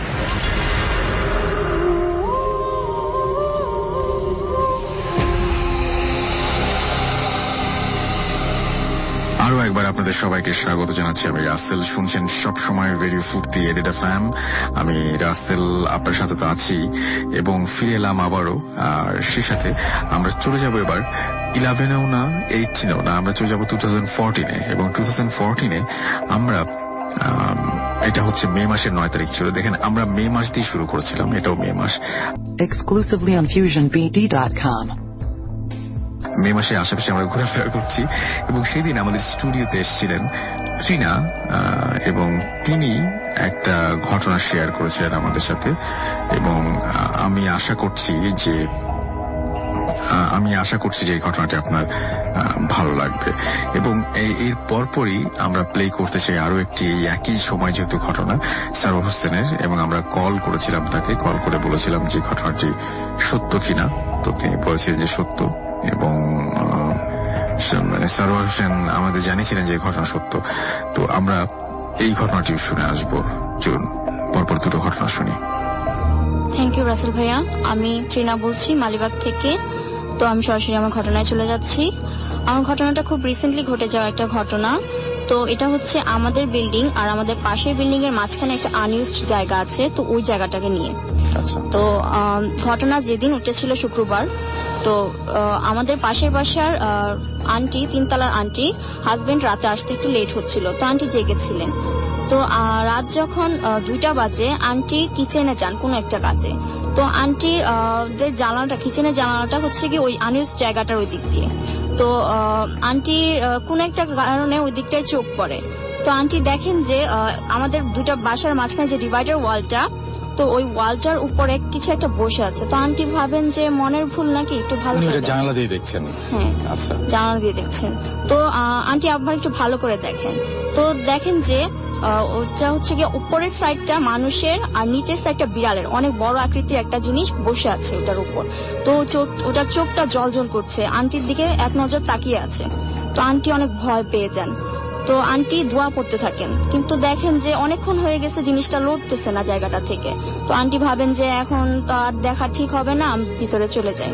তো আন্টি দোয়া পড়তে পড়তে ভিতরে চলে আসেন। তো আসার সাথে সাথেই আন্টির অনেক বমি শুরু হয়, হওয়ার পর আন্টি একদম বিছানায় পড়ে যান। তো তারপরের দিনের ঘটনা স্যাটারডে। তো আন্টি হচ্ছে পরের দিনের ঘটনা, আমাদের পাশের বিল্ডিং এর ওই 3 তলারই পাশের ফ্ল্যাটের হচ্ছে স্যানিটারি লাইনে একটা সমস্যা দেখা দেয়। তো মিস্ত্রি আনা হয় জন্য, তো ওই মিস্ত্রি ওই 3 তলার সানসিটে দাঁড়িয়ে কাজ করছিল। আর আমাদের জানালাটা ওই আনইউজ জায়গা, ড্রয়িং রুমের জানালা যেটা, ওই আনইউজ জায়গাটার ওই দিক দিয়ে। তো আমাদের ওখান থেকে মিস্ত্রির পা গুলো দেখা যাচ্ছিল যে কাজ করছে। তো 2টা বাজে তখন, ভর দুপুর। তো আমরা খেতে বসি, তো একটা অনেক জোরে আওয়াজ শুনি। তো দেখি যে মানুষ অনেক চিল্লাচিল্লি করছে। তারপরে বলছে যে ওখানে একজন পড়ে আছে। তো আমার বাবা, আমরা দেখি যে জানালাটা দিয়ে দেখি যে একটা ওই মিস্ত্রিটা ওই জায়গাটা, সেম জায়গাটাতে ওয়ালটার উপর কারেন্টের তারে জড়িয়ে পড়ে আছে। তো আমার বাবারা সাথে সাথে নিচে যায়, বাস টাস দিয়ে নামায় লোকটাকে, নামিয়ে অনেক তেল টেল দেয়, কিন্তু দেখে যে মারা গেছে লোকটা। তারপরে আন্টি পরের দিন আমাদেরকে কাহিনীটা বলেন যে সেম ওই জায়গাটাতেই, যে জায়গাটাতে বিড়াল আর মানুষটাকে দেখেছিল, তো ওই জায়গাটাতেই পড়ে মারা যায় মিস্ত্রিটা। মিস্ত্রিটা পড়ারও কারণ ছিল না, কারণ সানসেটটা অনেক বড় ছিল, আবার মিস্ত্রিটা রশি দিয়ে বাঁধা ছিল ছাদের থেকে। সুতরাং এই ব্যাপারটা পড়াটাই খুবই অস্বাভাবিক হয়েছে। আচ্ছা, তারপরে? তো এই জানালাটার কারণে আমাদের বাসা ড্রয়িং রুমটাতে অনেক সমস্যা। আচ্ছা, আপনি একটা কথা বলেন যে আপনাদের ড্রয়িং রুমে কোন ধরনের সমস্যা হয় সেটা আগে একটু শুনি, তারপরে ভাইয়া আমরা আসলে কেউ একা ঘুমাতে পারি। এইটাই যে আপনারা সবাই, আপনাদের বাড়িতে আরো রুম থাকা সত্ত্বেও আপনারা পরিবারের সবাই একটা রুমে ঘুমান। এটা আমরা একটু পরে আসতে চেয়েছিলাম এই প্রসঙ্গে। এটাই সবচেয়ে বড় ব্যাপার যে একটা পরিবারকে পুরো একটি ঘরে বাস করতে হচ্ছে কোন একটা কারণে। আচ্ছা, সবাই মিলে একসঙ্গে কেন ঘুমান? হচ্ছে গিয়ে আমাদের ড্রয়িং রুমটা যে ওটা পাশে হচ্ছে গিয়ে আমার রুম যেটা। তো ড্রয়িং রুমটাতে ঘুমালে হয় কি যে বাজে ধরনের স্বপ্ন দেখা হয়, যে ঘুমায় সেই দেখে। তারপরে হচ্ছে দরজায় নক হয় উপর থেকে, ছাদে মনে হয় যে মানুষ বাড়ি দিচ্ছে এরকম। কিন্তু আমাদের কেয়ারটেকারকে ওখানে পাঠানো হয়, কিন্তু দেখা যায় আওয়াজ কিন্তু কন্টিনিউ হচ্ছে, তখন আমরা শুনছি, কিন্তু কেয়ারটেকার উপরে গিয়ে দেখে কিছু নাই। তারপরে হচ্ছে গিয়ে আমার রুমে শুলে মনে হয় যে মাঝখানের রুমটা যেটা ড্রয়িং রুম, ওইখানে হচ্ছে মানুষ হাঁটছে, অনেক মানুষ আছে এরকম মনে হচ্ছে। তারপরে আমার এই জন্য এই রুমে আমরা কেউ থাকি না। এই পাশের রুমে থাকলেও আমাদের ঘুমাতে পারি না, রাতে অনেক সমস্যা হয়। তো মাঝখানের রুমে তো থাকি না। আবার মাঝখানের রুমে আমার নানা যেদিন মারা যায়, তো আমাদের বাসায় মারা যায়, আমার রুমে মারা যায়। তো আমার নানি আর আমার মামিরা ফ্লোরিং করে ওই ড্রয়িং রুমে ঘুমিয়েছিল। তো আমার নানি স্বপ্ন দেখছে যে ওই জানালাটা দিয়ে যে আমার মারা যে ভাই বোনরা যা আছে তাদের নিয়ে আমার নানা চলে যাচ্ছে, সবাইকে বের করে নিয়ে চলে যাচ্ছে যে আসো আমার সাথে চলো। ওই জানালা দিয়ে বের করে নিয়ে যাচ্ছে? ওই জানালাটা দিয়ে। তারপরে হচ্ছে আমার বোন যে নতুন হয়েছে চিত্তি, তো ওকে রাতে ওই রুমটায় নেওয়া যায় না, নিলে মানে অস্বাভাবিক আচরণ করে, ওকে ধরে রাখা যায় না, এত কাঁদে। তো ওর জন্য হুজুর আনা হয় যে এত এই সময় ওর এমন কেন সমস্যা হয়। তো হুজুর বলে যে এই জায়গাটার কারণে আমাদের এই রুমটা ভালো না, তো এই রুমটা বন্ধ করতে হবে, নাহলে আমাদের অনেক সমস্যা হবে। আচ্ছা, এই তো গেল যে আপনি না হয় ভুল দেখেছেন, আপনার বাবা একটু আসলে, আমি ওনার সাথে একটু কথা বলি। এবং সেই বাসাটাতে আপনারা সবাই একটি রুমে থাকছেন, এটা যদি একজন ভয় পেত, সেটাতে মানে বাচ্চা একজন মেয়ে তিনি ভয় পেয়েছেন, বা বাচ্চা একটা ছেলে ভয় পেতে পারে, বা মোটামুটি আমাদের যে কোনো এইজের যে কেউ ভয় পেতে পারে। হ্যাঁ, একদম মানে পূর্ণ বয়স্ক একজন মানুষও ভয় পেতে পারে। কিন্তু আপনি তো, আপনার তো ভয় পাওয়ার কোনো কারণ নেই। আপনি কি সেই রুমে কোনোদিন থাকার চেষ্টা করেছিলেন এবং মানে ভেবেছিলেন যে এরকম কিছু কি আসলে আছে, এরকম কোনো পরীক্ষামূলক ভাবে বা কোনো আগ্রহের বসে কোনোদিন কি ওই রুমে থাকার চেষ্টা করেছিলেন বা আলাদা থাকতে চেষ্টা করেছিলেন আপনি? জি, ধন্যবাদ। আমি এই ঘটনাগুলি ঘটার পরে আমি নিজের থেকে একদিন মানে ওই রুমে থাকতে যাই, যে দেখি ঘটনাটা কি সত্যি কিনা।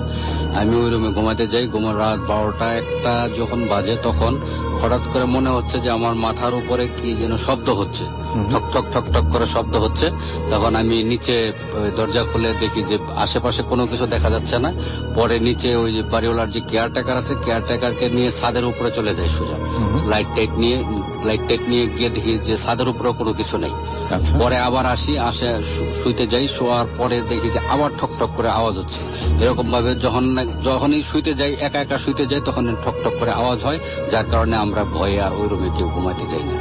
এবং আপনারা এখন পুরো পরিবার একসাথে একটা রুমের ভিতরে একটা রুমের মধ্যে থাকছেন। অদ্ভুত ব্যাপার। Bhoot FM, the night comes alive with Graminphone.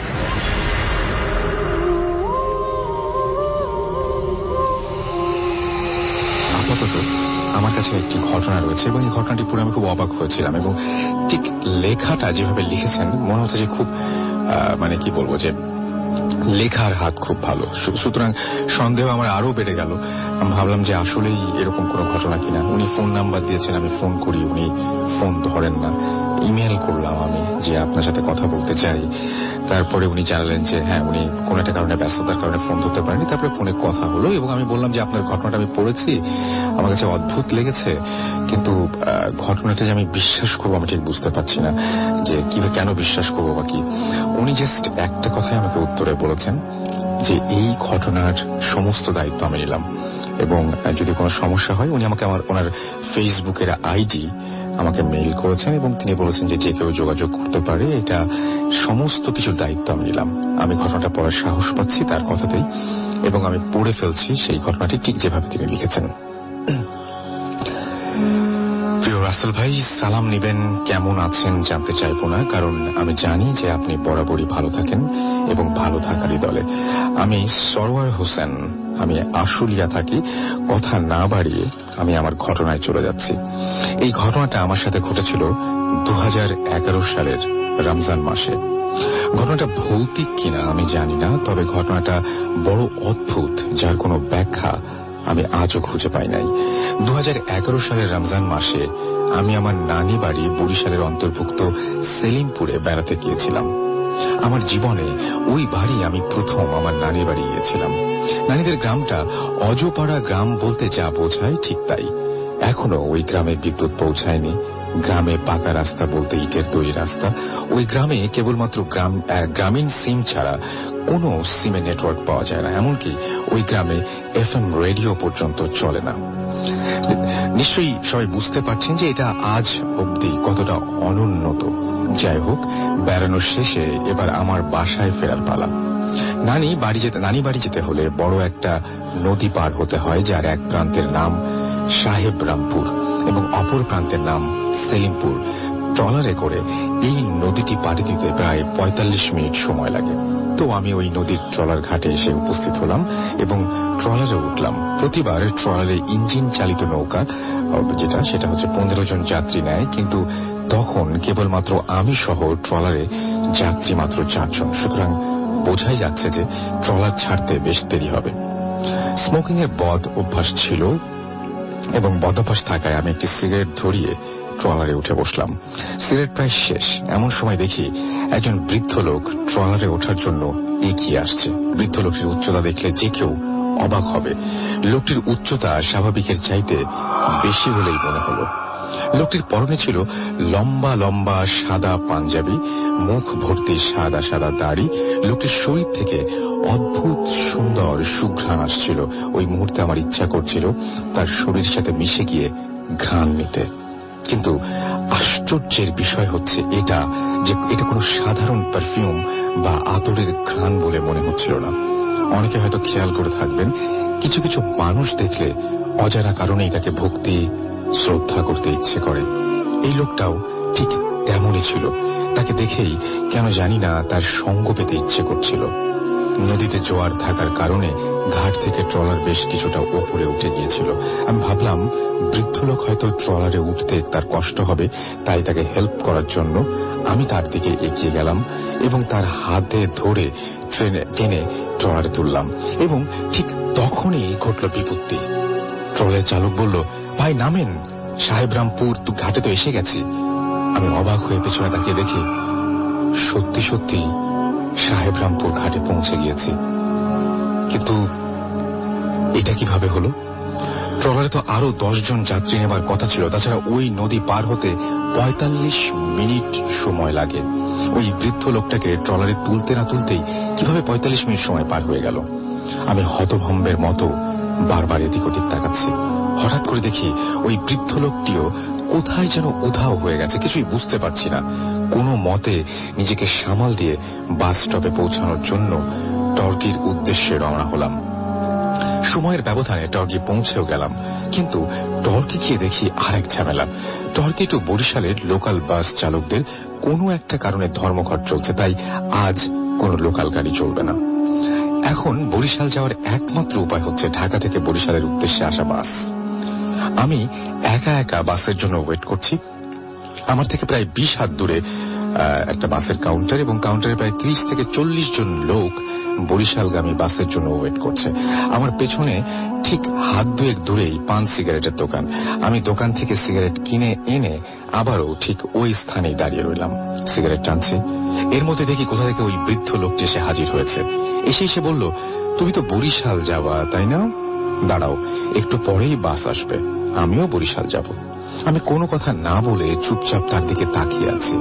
Minute দুয়েকের মধ্যেই ঢাকা থেকে আসা বরিশালগামী একটা বাস এলো, কিন্তু আশ্চর্যের ব্যাপার হচ্ছে বাসটি কাউন্টারে না থেমে অতগুলো যাত্রীকে উপেক্ষা করে সরাসরি আমাদের সামনে এসে থামল।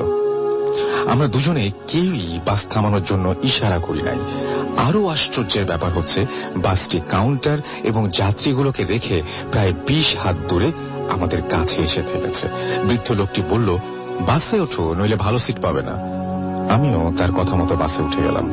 কিছুক্ষণ পরে দেখি ওই বৃদ্ধ লোক বাসে ওঠে নাই, কিন্তু উনি তো বলেছিলেন যে উনিও বরিশাল যাবেন, তাহলে উনি বাসে উঠলেন না কেন? আমি ওই বৃদ্ধ লোকটিকে খোঁজার জন্য বাস থেকে নেমে গেলাম, কিন্তু ওই লোকটিকে কোথাও দেখতে পেলাম না। পাশেই যে দোকান থেকে আমি সিগারেট কিনেছিলাম ওই দোকানে গিয়ে জিজ্ঞেস করলাম যে আমার সাথে যে বৃদ্ধ লোকটি দাঁড়িয়েছিলেন উনি কোথায় গিয়েছেন, আপনি কি দেখেছেন? অনেকাঙ্ক্ষিত ভাবে দোকানের মালিক উত্তর দিলেন, আপনাকে তো একাই দাঁড়িয়ে থাকতে দেখলাম। আপনি কোন বৃদ্ধ লোকের সাথে, আপনি কোন বৃদ্ধ লোকের কথা জিজ্ঞেস করছেন? আর আপনি তো বাস থেকে নেমে এলেন, আপনি বাস থেকে নেমে এলেন কেন? বাস আর কখন আসবে তার কোনো ঠিক আছে? দোকানের মালিকের উত্তর শুনে আমি হতভম্ব হয়ে গিয়েছি। মনে হচ্ছে আমার চারপাশের সবকিছুই ভোঁ ভোঁ করে ঘুরছে। এর মানে ওই বৃদ্ধ লোকটিকে কেবলমাত্র আমিই দেখতে পেয়েছি, অন্য কেউ দেখতে পায়নি। বাসটিও ছেড়ে চলে গেছে। এখন কি করব বুঝতে পারছি না।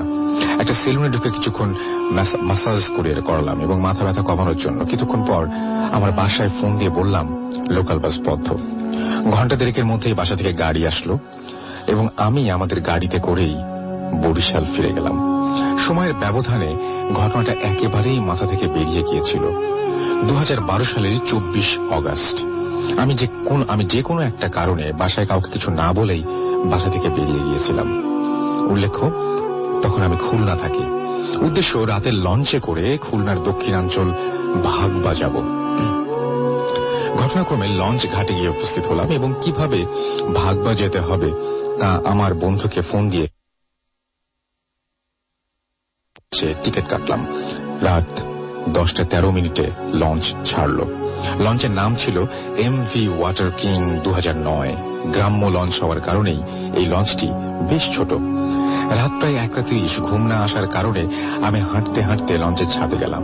লঞ্চের ফোকাস লাইটের সাথে হেলান দিয়ে বসে একটা সিগারেট ধরলাম। সিগারেট টানছি, এমন সময় দেখি একজন মুরব্বী টাইপের লোক লঞ্চের এক কোনায় কোনাকুনি হয়ে দাঁড়িয়ে নামাজ পড়তে দাঁড়িয়েছে।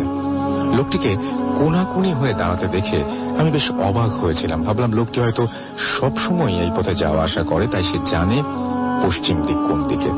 বাতাসের তোড়ে লোকটির নামাজ পড়তে অসুবিধা হচ্ছিল। বাতাসের কারণে বারবার সিজদা, লোকটির জায়নামাজ তথা গামছাটা উড়ে যাচ্ছে, এতে লোকটির সিজদা দিতে অসুবিধা হচ্ছিল। তাই আমি লোকটিকে হেল্প করার জন্য উদ্দেশ্যে এগিয়ে গেলাম। আমি তার কাছে গিয়ে গামছাটা এক হাত দিয়ে চেপে ধরলাম এবং যাতে গামছাটা না ওড়ে। নামাজ পড়া শেষে উনি আমার দিকে তাকিয়েই একটা হাসি দিলেন। ওই মুহূর্তে লোকটিকে আমার পরিচিত বলে মনে হচ্ছিল, কিন্তু কোথায় দেখেছি সেটা মনে করতে পারছিলাম না। লোকটি আমাকে অবাক করে দিয়ে বলল, চিনতে পারছেন না? চিনতে পারছো না? তোমার সাথে আমার সেলিমপুরে দেখা হয়েছিল, তুমি তো বাসা থেকে কাউকে না বলে বেরিয়ে গেছো, তুমি ভাগবা যাচ্ছ এক বন্ধুর বাড়িতে। অবাক করা বিষয় হচ্ছে বৃদ্ধ লোকটি আমি কোথায় যাচ্ছি, কার কাছে যাচ্ছি, এমনকি আমার বন্ধুর বাবার নাম পর্যন্ত বলে দিল। আমার মাথার ভেতরে কেমন যেন কুয়াশা নেমেছে। হঠাৎ করে উনি বললেন, আমি একটু পানি খাওয়াতে পারবে? আমি পানি কেনার জন্য ছাদ থেকে নিচে নেমে এলাম এবং পানি কিনে আবার ছাদে গেলাম, কিন্তু ছাদের কোথাও ওই বৃদ্ধ লোকটি নেই। ওই বৃদ্ধ লোকটিকে আমি ড্রাইভারের রুম সহ পুরো লঞ্চে তন্ন তন্ন করে খুঁজেছি, কিন্তু কোথাও খুঁজে পাইনি। লঞ্চটি কোনো ঘাটেও থামেনি। উনি লঞ্চ থেকে নেমে যাবে, তাহলে উনি গেল কোথায়? ঘটনার পরিপ্রেক্ষিতে আমার অসম্ভব মাথা ব্যথা শুরু হয়ে গেল। রাত প্রায় 2:45। আমার বন্ধু বলেছিল ভাগবা পৌঁছাতে পৌঁছাতে সকাল 8টা কি 8:30 বাজবে। আমি তাই ঘুমানোর সিদ্ধান্ত নিলাম। ঘুমানোর সময় পাশের লোককে বললাম ভাগবা এলে আমাকে একটু ডেকে দেবার জন্য।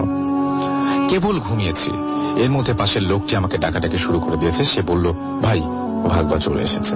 আমিও লঞ্চ থেকে নেমে গিয়ে দেখি সত্যিই ভাগবা চলে এসেছে, কিন্তু ঘড়ির টাইম দেখে আমার মাথায় বাজ পড়লো, কেবল রাত 3:30 বাজে। কিন্তু আমার বন্ধু তো বলেছিল রাত 8টা 8:30, সকাল বলেছিল 8টা 8:30 বাজবে। লঞ্চ থেকে ভাগবা ঘাটে কেবল মাত্র আমি একাই নেমেছি। এখন এখান থেকে আমি এখন একা একা কোথায় যাব?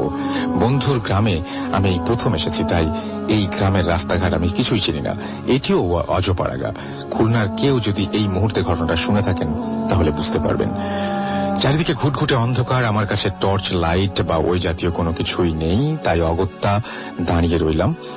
মশার কামড় খেতে খেতে এক পর্যায়ে আমি অধৈর্য হয়ে গেলাম এবং সিদ্ধান্ত নিলাম হাঁটা শুরু করব, যা হবে হবে। জি ভাবা সেই কাজ। আমি হাঁটা শুরু করলাম। আমি যে রাস্তা দিয়ে হেঁটে চলেছি তার এক পাশে ফাঁকা বড় বিল, আর এক পাশে নদী, একটি সুন্দরবন এরিয়া, তাই নদীর পাড়ে লম্বা খাড়া শিকড় দেখতে পাচ্ছি। লঞ্চ ঘাটটা ক্রস করার কিছুক্ষণের মধ্যেই অন্ধকারের মধ্যে তলিয়ে গেলাম। অন্ধকারে নিজের হাতটাও দেখতে পাচ্ছি না। পরিবেশটা কেমন যেন ভুতুড়ে টাইপের মনে হচ্ছিল। আমি হেঁটেই চলেছি, হঠাৎ কি যেন পেছন থেকে আমার হাত টেনে ধরল। আমি চমকে গিয়ে পেছনে তাকিয়ে দেখি সেই বৃদ্ধ লোকটি বললেন, সামনে একটা মসজিদ আছে, ওই মসজিদে গিয়ে বসে থাকো, আজান দেবে, তারপর তুমি ওইখান থেকে বের হবে, তার আগে নয়। মসজিদের পেছনে বড় মটকিতে পানি রাখা আছে, পানি খাওয়ার দরকার হলো ওইখান থেকে পানি খেয়ে নেবে। আমি এক নিঃশ্বাসে কথাগুলো বলে বৃদ্ধ লোকটি উল্টো পথে হন হন করে হাঁটা শুরু করলেন। বৃদ্ধ লোকটির কথা মতো আমি মসজিদে গিয়ে বসে রইলাম, কিন্তু মশার কামড় আর সহ্য করতে পারছি না। অগত্যা হাঁটা শুরু করলাম। মিনিট 2 হাঁটার পর কে যেন পেছন থেকে বজ্র কণ্ঠে আমার নাম ধরে ডাক দিল। পিছনে তাকিয়ে দেখি ওই বৃদ্ধ লোকটি রক্ত চক্ষু নিয়ে আমার দিকে তাকিয়েছে। সে বলে উঠল, তোকে না বললাম আজান হওয়া পর্যন্ত আগ পর্যন্ত মসজিদ থেকে বের হবি না? যা মসজিদে গিয়ে বয়, আজান হবে তারপরে মসজিদ থেকে বের হবি। এটা তোর কাছে রাখ, সব সময় এটা তোর কাছে রাখবি, এটা কখনো হাতছাড়া করবি না, কোনোদিনও এটা খুলবি না। কথাগুলো বলে বৃদ্ধ আবারও উল্টো পথে চলে গেল। আমি আবারও মসজিদে ফিরে গেলাম। হঠাৎ ওই মুরব্বীর কথাও খেয়াল হতেই মনে পড়ল, ওই মুরব্বীর পা থেকে মাথা অবধি স্পষ্ট দেখেছি, কিন্তু ওনার হাতে তো কোনো আলো ছিল না। তাহলে এত অন্ধকারের ভেতর আমি কিভাবে ওনাকে দেখতে পেলাম? কিছুই বুঝতে পারছি না আমার সাথে সব কি হচ্ছে। বসে বসে ওনার দেয়া ওই জিনিসগুলো দেখতে লাগলাম। ইঞ্চি খানেক লম্বা কাগজ দিয়ে মোড়ানো কিছু একটা, ভেতরে যে জিনিসটা আছে সেটা লোহার কিছু একটা হবে, এবং ওই জিনিসটার আকৃতি চৌকোনা, এবং এটা আমি ওই জিনিসটা স্পর্শ করে ক্লিয়ার বুঝতে পারছি, কিন্তু জিনিসটা খোলার সাহস পাচ্ছিলাম না। বেশ কিছুক্ষণ পর আজান দিল। আজান শেষ হওয়ার কিছুক্ষণ পর আমি রাস্তায় নেমে হাঁটা শুরু করলাম। প্রায় 1.5 ঘন্টা হাঁটার পর আমি সরাসরি আমার বন্ধুর বাসায় গিয়ে উপস্থিত হয়েছি। কিন্তু আশ্চর্যের বিষয় হচ্ছে আমি এতটা পথ কিভাবে এলাম? আমি তো এই গ্রামে আগে কখনো আসিনি। আমি কিভাবে বিলের ওই বিদঘুটে রাস্তা দিয়ে একা একা এলাম? আমি কাউকে কিছু জিজ্ঞেস করি নাই, কিন্তু কিভাবে আমি একা এতটা পথ চিনে এলাম? আমার বন্ধুর নাম ধরে ডাক দিলাম। আমি আর আমার প্রেশার নিতে পারছিলাম না, তাই বৃদ্ধ লোকটির দেয়া ওই জিনিসটা খুলে দেখার সিদ্ধান্ত নিলাম। বন্ধু বের হওয়ার আগেই ঝটপট কাগজ দিয়ে মোড়ানো ওই জিনিসটা খুলে ফেললাম। খুলে দেখি কিছুই নেই, জাস্ট জরি মেশানো লাল কালি দিয়ে গোটা কয়েক অক্ষরে লেখা তবে না খুলতে নিষেধ করেছিলাম। জিনিসটা যখন আমি খুলেছিলাম তখনও বুঝতে পারছিলাম না ভেতরে 4 কোণা লম্বা লোহা জাতীয় কিছু একটা আছে, কিন্তু খোলার পরেই সেটা অদৃশ্য হয়ে গেল কিভাবে। আমার বন্ধু বের হয়ে এসেছে, ওকে বললাম চল চা সিগারেট খেয়ে আসি। চা সিগারেট খেয়ে বিল দিয়ে আসার সময় বন্ধু আমাকে জিজ্ঞেস করে এতটা পথ একা এলে কিভাবে। তখন বন্ধুকে সব খুলে ফেললাম এবং ওই কাগজটা বের করে দেখাতে গেলাম, কিন্তু পকেটের কোথাও আর কাগজটা খুঁজে পাইনি। অথচ একটু আগেও চা সিগারেটের বিল দেবার সময়ও কাগজটা পকেটে ছিল, কিন্তু এখন কিভাবে কাগজটা উধাও হয়ে গেল। এই ছিল আমার ঘটনা। এটা কোনো ভৌতিক কোনো ঘটনা কিনা আমি জানি না, তবে আমি আজও এই ঘটনার কোনো ব্যাখ্যা খুঁজে পাইনি। আপনাদের কাছে যদি কোনো ব্যাখ্যা থাকে তাহলে জানাবেন। আমার পক্ষে স্টুডিওতে আসা সম্ভব না। আমার ঘটনাটি যদি ভালো লাগে তাহলে শেয়ার করবেন। বাসা হচ্ছে নাম Mohammad Sarwar Hossain, Senhati, Dighalia, Khulna. Bhoot FM, the night comes alive with Graminphone.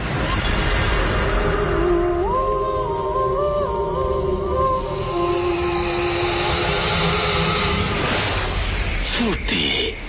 Wow, কি যে সুন্দর! ইস, আগে যে কেন আসেনি? থাম তো, আগে লাইভে যাই। কি রে, আমাদের থামতে বলে তুই থেকে নিজেই থেমে আছিস।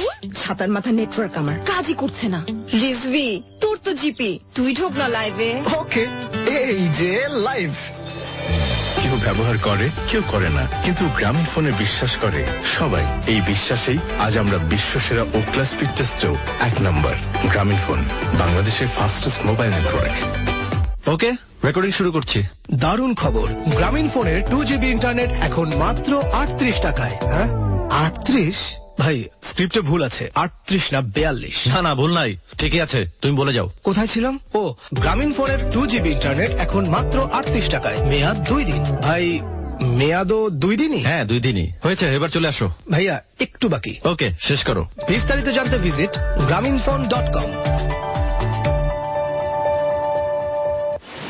ওয়াও, কি যে সুন্দর! ইস, আগে যে কেন আসেনি? থাম তো, আগে লাইভে যাই। কি রে, আমাদের থামতে বলে তুই থেকে নিজেই থেমে আছিস। ছাতার মাথা নেটওয়ার্ক আমার কাজই করছে না। রিজভি, তোর তো জিপি, তুই ঢোক না লাইভে। ওকে, এই যে লাইভ। কেউ ব্যবহার করে, কেউ করে না, কিন্তু গ্রামীণ ফোনে বিশ্বাস করে সবাই। এই বিশ্বাসেই আজ আমরা বিশ্বসেরা ওকলা স্পিড টেস্টেও 1 নম্বর। গ্রামীণ ফোন, বাংলাদেশের ফাস্টেস্ট মোবাইল নেটওয়ার্ক। সময় করে কল দিও প্লিজ। দেখি, এত লম্বা পথ, কাজের চাপও অনেক। তাই বলে 5টা মিনিট বের করা যাবে না? যায় তো, কিন্তু মোবাইলের চার্জটাও যে শেষ হয়ে যায়। এসব বাহানা এখন আর চলবে না, কল দিতেই হবে। ট্রেন ছেড়ে দিল। আচ্ছা, চেষ্টা করব। প্রিয় মানুষগুলোর কাছে থাকার এমন আবদারগুলো এবার আর চার্জের কারণে আটকে থাকবে না। গ্রামীণ ফোন এবং মাইক্রোম্যাক্স নিয়ে এলো সাশ্রয়ী মূল্যে 5000 mAh ব্যাটারির 4G enabled Micromax B5 Pro smartphone. এবার 1 নম্বর নেটওয়ার্কে ছুটে চলুন ফুল চার্জে। বিস্তারিত grameenphone.com। ওয়াও, কি যে সুন্দর! ইস, আগে যে কেন আসেনি? থাম তো, আগে লাইভে যাই। কি রে, আমাদের থামতে বলে তুই থেকে নিজেই থেমে আছিস। ছাতার মাথা নেটওয়ার্ক আমার কাজই করছে না।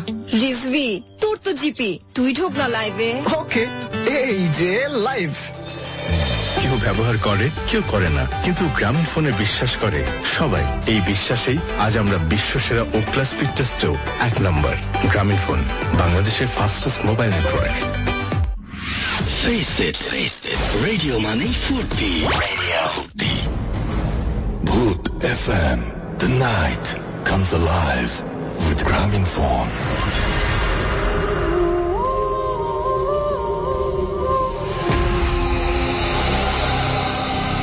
অলরাইট, আমরা এবার 2014 হয়েছে 16, আমরা 16-এ যাই এবং 16 খুব বেশি দিন আগে না, এবং 16 থেকে আমরা একটা ঘটনা শুনে আসবো এবং আশা করছি যে আপনাদের এই এপিসোডটি ভালো লাগছে। আরো একবার স্মরণ করে দিই, যদি আমাদেরকে আপনারা লিখতে চান তাহলে আমাদের যে ইমেল অ্যাড্রেস আছে সেটা মনে রাখতে হবে। আমাদের ইমেল অ্যাড্রেস হচ্ছে bhootfm@radiofurti.fm, which is bhootfm@radiofurti.fm। আপনার নাম, ঠিকানা এবং ফোন নাম্বার সহ আপনার জীবন জীবনে ঘটে যাওয়া সেরা ঘটনা লিখে পাঠিয়ে দিন আমাদের কাছে। ঘটনার শুরুতে অবশ্যই উল্লেখ করুন যে ঘটনাটি আপনি স্টুডিওতে এসে শেয়ার করতে চান, নাকি আপনি চান আপনার ঘটনা আমরা পড়ে শোনাবো। আর যারা দেশের বাইরে আছেন তারা সরাসরি অডিও ক্লিপ শেয়ার করে ফেলতে পারেন। আমরা শোনাচ্ছি জুন মাসের 22 তারিখে 2016 সালে ঘটে যাওয়া একটি ঘটনা। চলুন শুনে আসি। হ্যালো লিসেনার্স, আমার নাম সৌম্য, আমি ধানমন্ডি থেকে।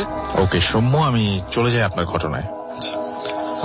ঘটনার শুরুটা হচ্ছে 2012-এ।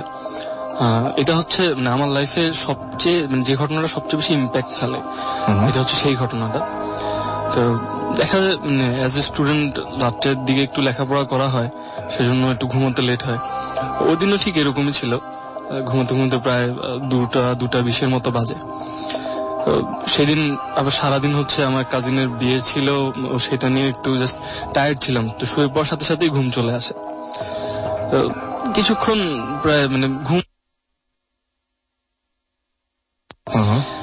সাডেনলি ঘুমের মধ্যে আমাদের যেটা হয় সেটা হচ্ছে এই দিক থেকে ওদিকে ফেরার সময় হতে একটু আবছা কিছু দেখা। ওভাবেই করে আমি বাম কাত থেকে ডান কাত যখন হই, আমার চোখ যায় হচ্ছে আমার স্টাডি টেবিলটার দিকে। স্টাডি টেবিলটার দিকে যায়, ওখানে পাশেই আমার চেয়ার ছিল। আমার কেন জানি মনে হলো যে কেউ মনে হয় ওখানে বসে আছে। আমি ফিরে তাকাই, ওখানে ফিরে তাকানোর পরে যেটা দেখি সেটা হচ্ছে না, ওখানে কেউ নাই। আমি পুরোপুরি ডান কাত হয়ে যখন শুই, আমি দেখে আমি আর নাড়াচাড়া করতে পারি না। অবস্থাটা হচ্ছে এরকম যে আমি যেখানে শুয়ে আছি, আমি ফ্লোরে ম্যাট্রেস বিছানো, আমি শুয়ে আছি, তার প্রায় আমার ম্যাট্রেস থেকে 1 হাত দূরে এটা জিন বললে ঠিক হবে অথবা অন্য কিছু, আমি এক্স্যাক্টলি জানি না কি হবে। তো ওই জিনিসটা হচ্ছে আমরা নামাজ, মুসলিম যারা আছি, নামাজ পড়া থেকে আমরা সেজদা দিয়ে যখন উঠি, যখন বসি, যেটা ওভাবেই বসে আছে, পুরা কালো একটা শেপ। আমি চেহারাটা দেখতে পাচ্ছি।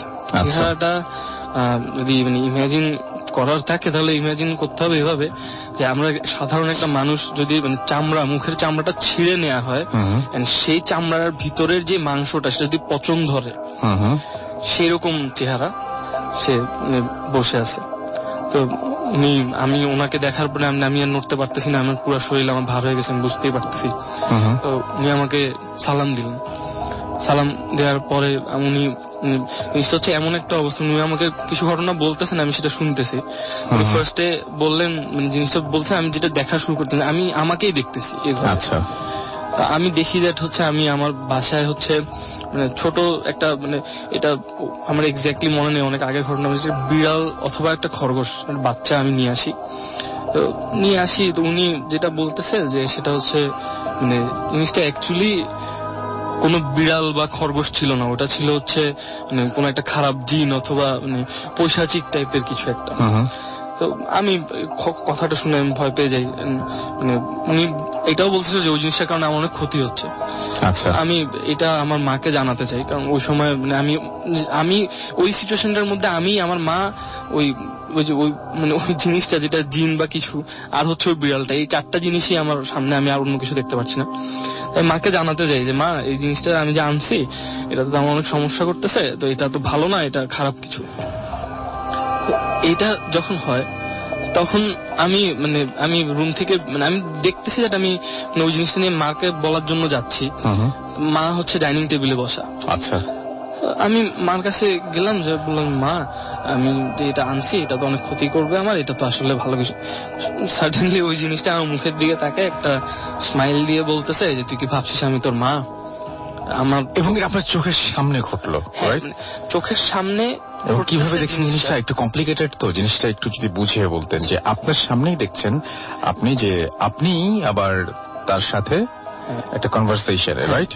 হ্যাঁ, জিনিসটা কনভারসেশন। আমি আলটিমেটলি আমি শুয়েই আছি, আমার পাশে যে জিনিসটা বসে আছে, ওই যে সেজদারও ওভাবে, সে যেটা বলতেছে আমি সেটা ভিজুয়ালাইজ করতেছি এমন ভাবে দ্যাট আমি আমার নিজের চোখের সামনেই দেখতেছি। একদম সেটাই। তো তারপরে সাডেনলি আমার চোখ যায় হচ্ছে মানে আমার মানে বাসার ইয়েটা হচ্ছে যে ডাইনিং টেবিল থেকে তাকালে আমার হাতের বাম দিকে হচ্ছে আমার মা বাবার রুম। আমি দেখি যে সেখানে আমার মা বসে আছে। আমি যাওয়ার চেষ্টা করে আমি দেখি যে আমি মার কাছে কোনোভাবেই পৌঁছাতে পারতেছি না।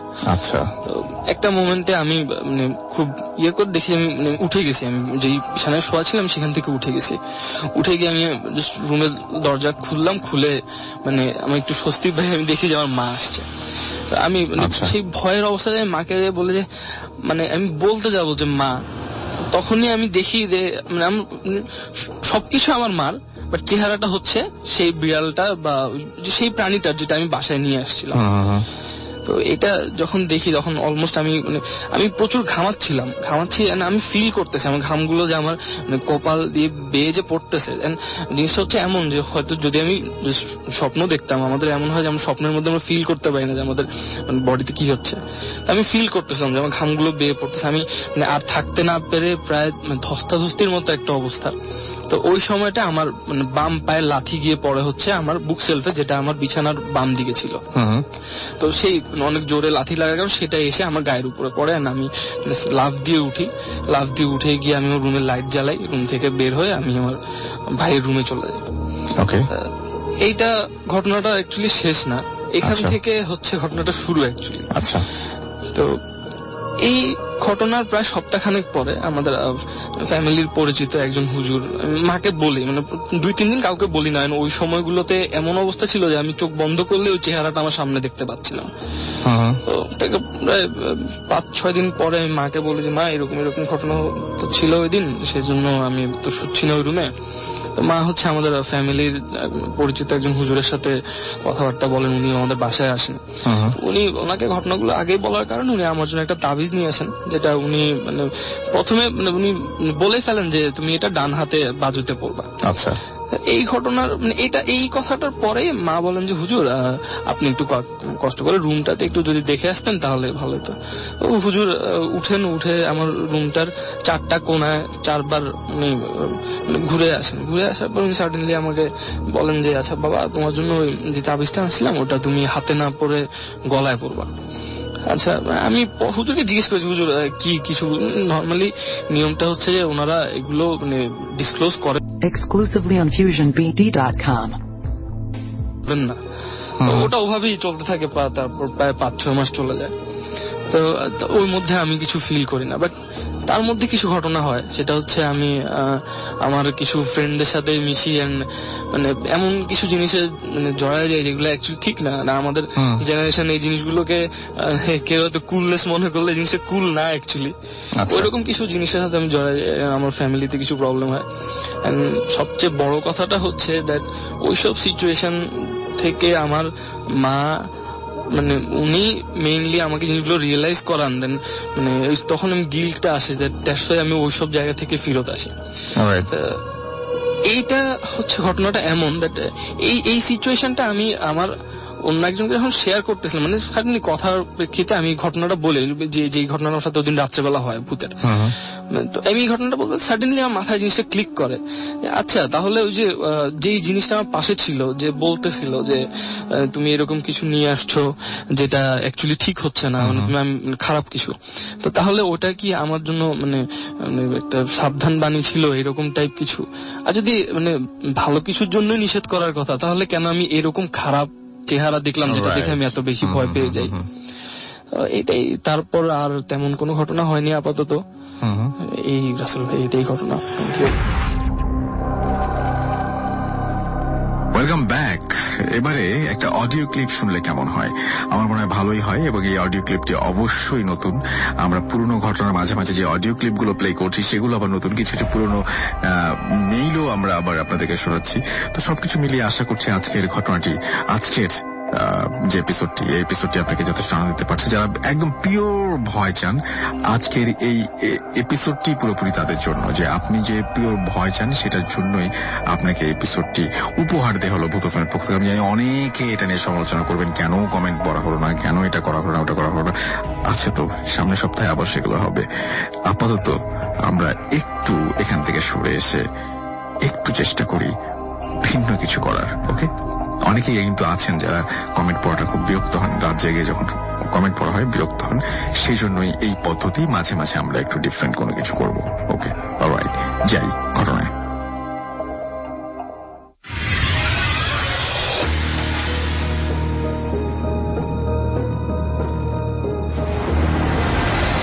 আসসালামু আলাইকুম রাসেল ভাই, আমি রাইসুল বলছি।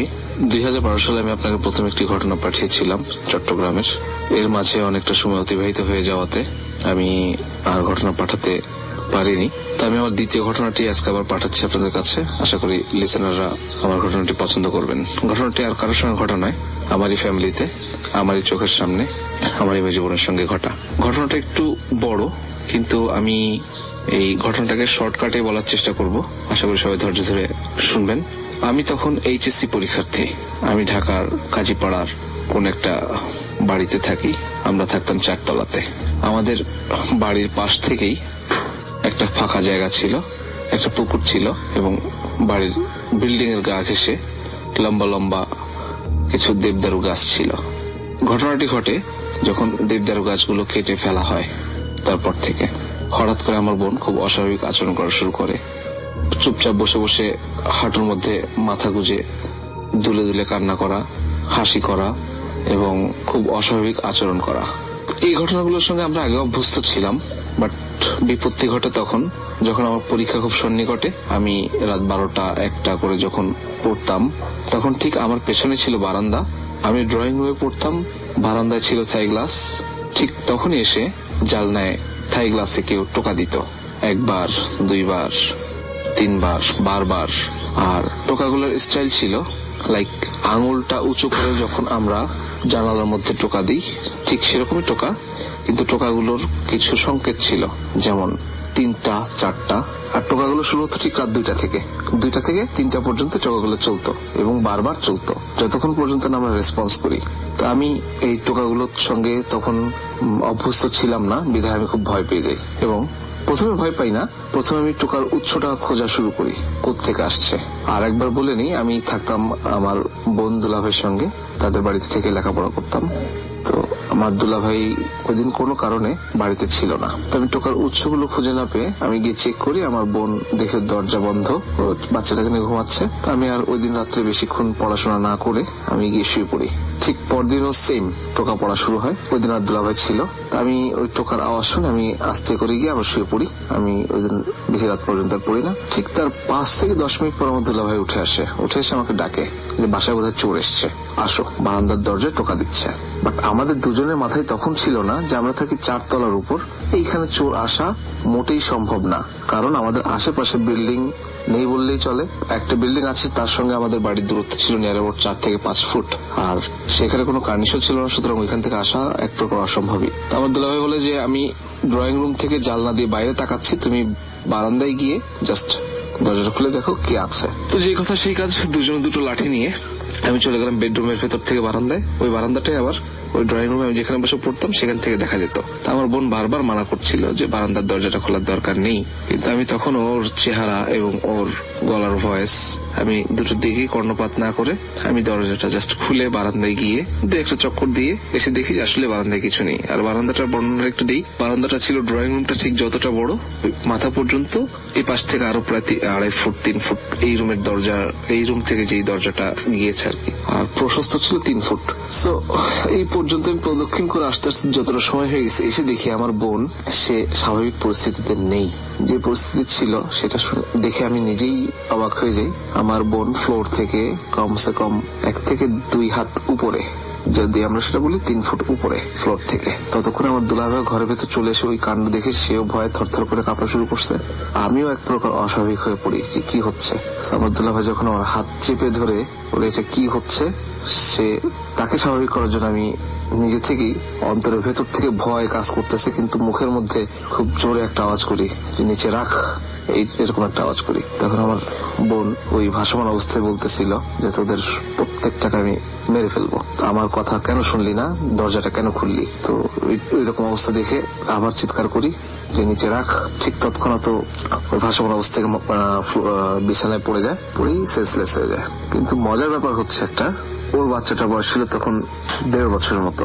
এবং বাচ্চাটা এতটাই চঞ্চল ছিল যে ওর ঘুম ভেঙে গেলে সে বিছানার এই পার ও পার এবং মানে খুব চঞ্চলতার মধ্যে থাকতো আর কি। কিন্তু এই ঘটনাটা যখন ঘটে তখন ওর ঘুম থেকে জেগে যায়, আর জেগে গিয়ে সে খুব শান্ত বাচ্চার মতো শুয়ে শুয়ে শুধু দেখলো, কোনো কথা নেই, বাচ্চা নেই।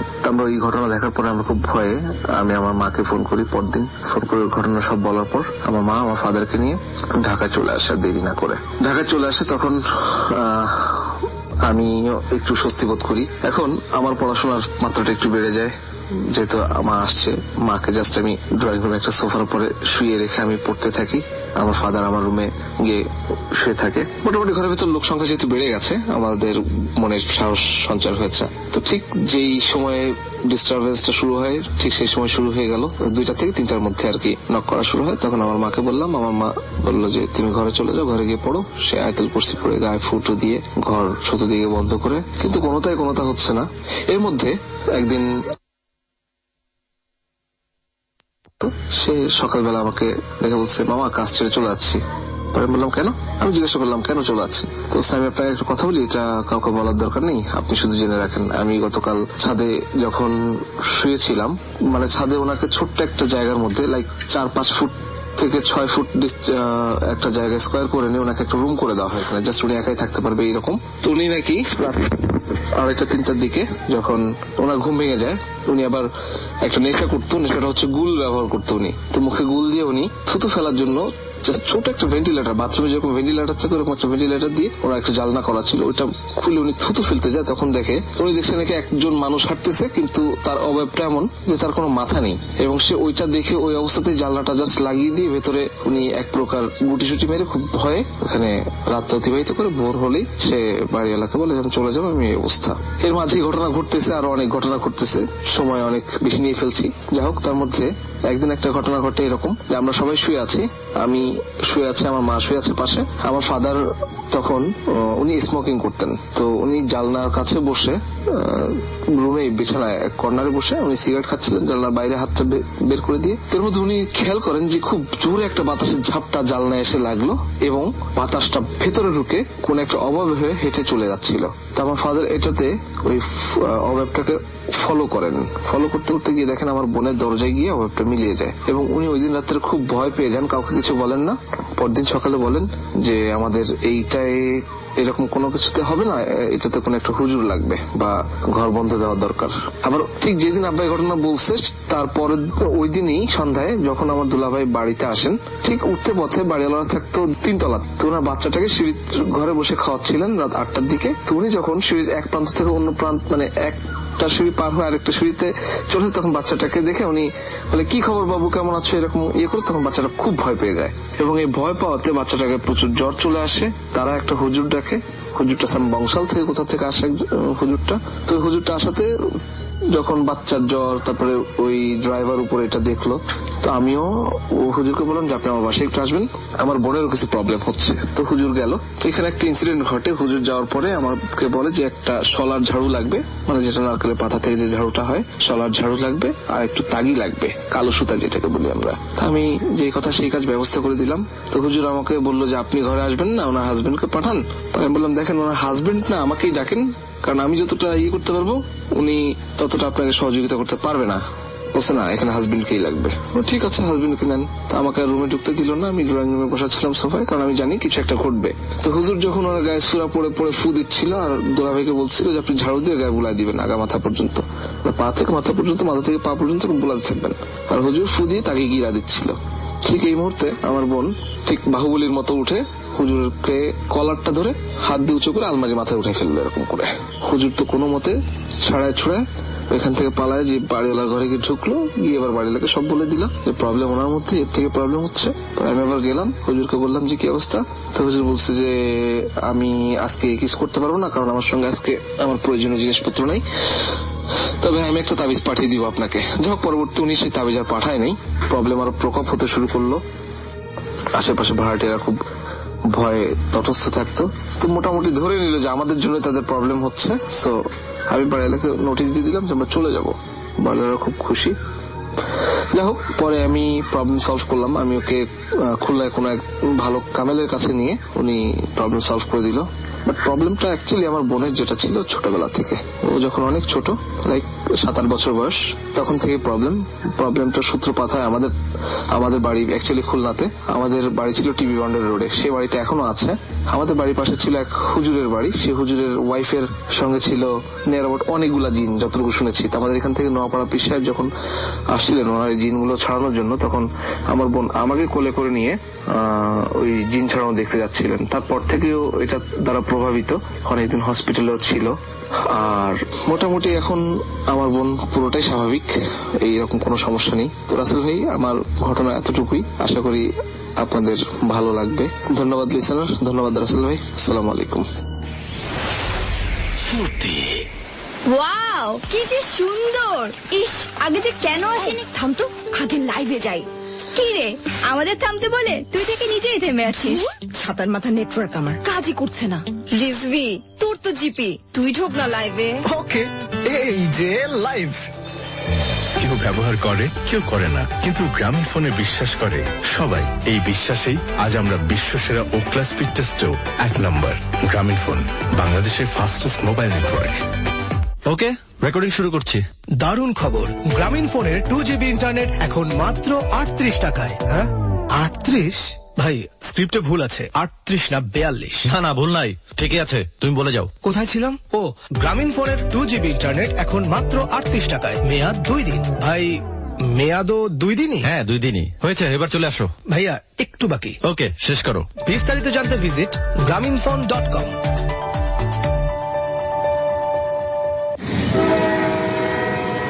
সময় করে কল দিও প্লিজ। দেখি, এত লম্বা পথ, কাজের চাপও অনেক। তাই বলে 5টা মিনিট বের করা যাবে না? যায় তো, কিন্তু মোবাইলের চার্জটাও যে শেষ হয়ে যায়। এসব বাহানা এখন আর চলবে না, কল দিতেই হবে। ট্রেন ছেড়ে দিল।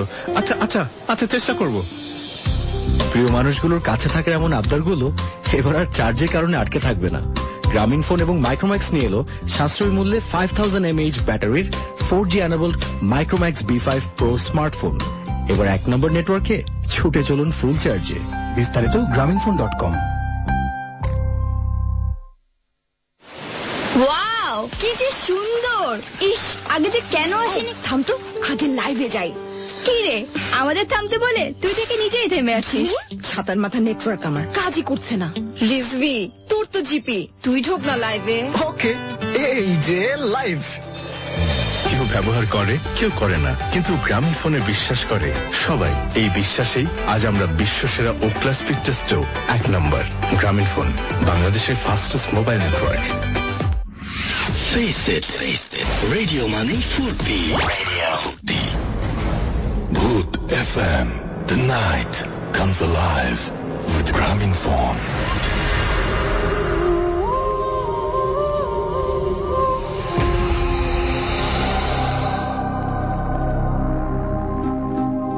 সময় কিন্তু শেষ হয়ে যাচ্ছে এবং সময় বলছে যেতে হবে। তার আগে জানিয়ে দিই যে আপনারা অবশ্যই আমাদের ইমেল পাঠান।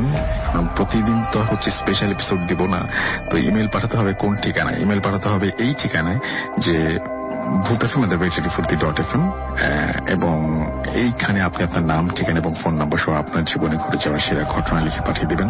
ঘটনার শুরুতে অবশ্যই উল্লেখ করবেন যে ঘটনাটি আপনি স্টুডিওতে এসে শেয়ার করতে চান, নাকি আপনি চান আপনার ঘটনা আমরা পড়ে শোনাই। যারা দেশের বাইরে রয়েছেন তারা সরাসরি অডিও ক্লিপ পাঠিয়ে দিতে পারেন। আর সেই সাথে আমাদের ফেসবুক পেজ রয়েছে www.facebook.com/radio.furti and www.facebook.com/bhootfm.russell। সেখানে লাইক এবং কমেন্ট দিতে ভুলবেন না, কারণ সেটা আমরা খুব মনোযোগ দিয়ে পড়ি এবং আপনাদের ফিডব্যাক গুলো অনুযায়ী আমরা ঘটনা সিলেক্ট করি। So please, this is your show, এবং আপনি যেরকম চান সেরকমই হয় ভূত এফএম। সো আপনার কমেন্ট অনেক বেশি ইম্পর্টেন্ট। বলুন না খারাপ হচ্ছে, কোনো সমস্যা নেই, তো আমরা ভালো করার চেষ্টা করব, প্রতিনিয়ত ভালো করার চেষ্টা করি। আমরা চলে যাচ্ছি আবারও 2011-এ, এবং এইটা খুব মজার একটা তারিখ, এই জন্য এই ঘটনাটা নিয়ে আসা। এবং এটা হচ্ছে 11-11-11, 3টা 11 এরকম। কিন্তু আর মানে আমাদের জীবদ্দশায় আর আমরা পাবো কেউ সন্দেহ আছে। তো এই দিন এসেছিলেন সাকিব ভাই। আমরা সাকিব ভাইয়ের একটা ঘটনা শুনবো এবং সাকিব ভাইয়ের Corona is a beautiful storyteller, and I like him a little too much, and আমার মনে হয় যে he doesn't even know that, but যাই হোক, আমরা সাকিব ভাইয়ের একটা ঘটনা শুনে আসি। চলুন। আমি একটা গল্প শেয়ার করব, যেটা মানে ভৌতিস্টের আমরা যেসব জায়গায় ইনভেস্টিগেট করি, কি টাইপের গল্প শুনলে আমরা ওসব জায়গায় ইনভেস্টিগেট করি, এটা শুনেই সবাই হয়তো একটা আইডিয়া পাবে।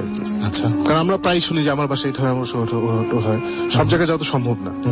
আমরা চেষ্টা করি যে খুব ইন্টারেস্টিং কোনো গল্প শুনলে বা কাহিনী হলে ওখানে আমরা যাই। তো যেহেতু আমরা ওখানে এখনো যাইনি, তাই আমরা এই গল্পটা শেয়ার করছি। বাই দ্য টাইম আমরা শুট করি, সবাই আশা করি ভুলে যাবে, যেমন টিভিতে দেখে ফ্রেশ লাগবে। ঘটনাটা হচ্ছে রাজশাহীতে, আমি ক্লিয়ার না এক্স্যাক্টলি রাজশাহী না কোন ইয়েতে, বাট ওদিকেই একটা জায়গায় একটা আনসার ক্যাম্প আছে। আচ্ছা, ওকে, সো আনসার ক্যাম্প আছে, তো ওখানে আনসারতে তো অনেকগুলোই ক্যাম্প আছে, তো ওখানে ওরা ট্রেনিং করে, ওদের হেডকোয়ার্টার্স টাইপের, মানে রিজনাল হেডকোয়ার্টার্স, এরকম কিছু একটা সিচুয়েশন আর কি। আচ্ছা, সো ওই ক্যাম্পের ওখানে একটা বিশাল বন আছে, মানে ক্যাম্পের বাইরে আর কি। আচ্ছা, বন আছে একটা, তো এটা একদম সিরিয়াস জঙ্গল আর কি। আচ্ছা, তো ওই বনে আবার প্রচুর, যেটা আমাদের নর্থ বেঙ্গল আছে আর কি, প্রচুর বুনো শুয়োর থাকে। ওকে, তো ওখানে একটা লেজেন্ড আছে যে ওই বনে যদি কেউ ঘুরতে থাকে রাতের বেলা, এবং কোন বুনো শুয়োর যদি ওদের সামনে দিয়ে চলে যায়, ক্রস করে আর কি, মানে তোমার সামনে দিয়ে একটা শুয়োর চলে গেল, তাহলে ইউ আর ডেড। ওকে, এবং প্রচুর এভরি ইয়ার অ্যাপারেন্টলি, প্রতি বছর অ্যাপারেন্টলি নতুন নতুন যারা ক্যাম্পে যায়, যারা এটা জানে না, যারা কয়েকদিন ধরে ক্যাম্পে আছে বা অনেকদিন ধরে আনসার আছে বা ওই এলাকায় থাকে, ওরা এটা জানে। আচ্ছা, তো নতুনদের মধ্যে অনেকেই না জেনে বনে রাতের বেলা যায়, মানে হয়তো ঘুরতে যায় বা কোথা থেকে আসছে, বনের ভিতর দিয়ে শর্টকাট হতে পারে, হোয়াটএভার, এবং এসে বলে যে হ্যাঁ আমার সামনে দিয়ে একটা শুয়োর, এখানে অনেক শুয়োর আছে, আমার সামনে দিয়ে গেছে। তারপর ওরা মারা যায় বিভিন্ন ভাবে, অ্যাক্সিডেন্টে মারা যেতে পারে, অসুখে মারা যেতে পারে। মানে ঠিক ওইখানেই যে মরতে হবে এরকম কোনো ব্যাপার না, না, না, ওই শুয়োর ডাজন্ট কিল ইউ। আচ্ছা, ওকে, তারপরে ঘটনাটা ঘটে। হ্যাঁ, অ্যাপারেন্টলি এটাকে ওরা এখন বলে যে বনের একটা অপদেবতা টাইপের, অথবা প্রেতাত্মা বা খারাপ জিন, মানে ইটস ইভিল বেসিক্যালি। সো এরকম, সো যারা ওখানে কিছুদিন থাকে ওরা রাতে বেলা জীবনে বনে যায় না। আচ্ছা, সো আমরা যে গল্প এটা শুনেছি, আর ওখানে একটা আনসার ছিল যে এসব একদম বিশ্বাস করতে হয়। আচ্ছা, সে বলতো যে এসব ফালতু কথা, আমি বনে গিয়ে সারা রাত থাকবো, আমি তোর আল প্রুফ যেখানে কিছু নাই। সে গেছে, মানে আসলে ইজ ওয়েল ট্রেন, একদম ইয়েটে করে, ফিটফাট বডি, মারামারি জানে, ইজ লাইক এখানে চোর ডাকাত হবে, সাহসী। তো ওগুলা আমি দেখে নিব না। তো গেছে রাতের বেলা, তো গিয়ে সে হাঁটাহাঁটি করছে বনে, তো ঠিকই ওর সামনে দিয়ে একটা শুয়োর হেঁটে গেল। আচ্ছা, সার্টেন টাইম, তো ওটা দেখে ভয় পেয়ে গেছে, ও নিজেও জানে না কেন ভয় পেয়েছে।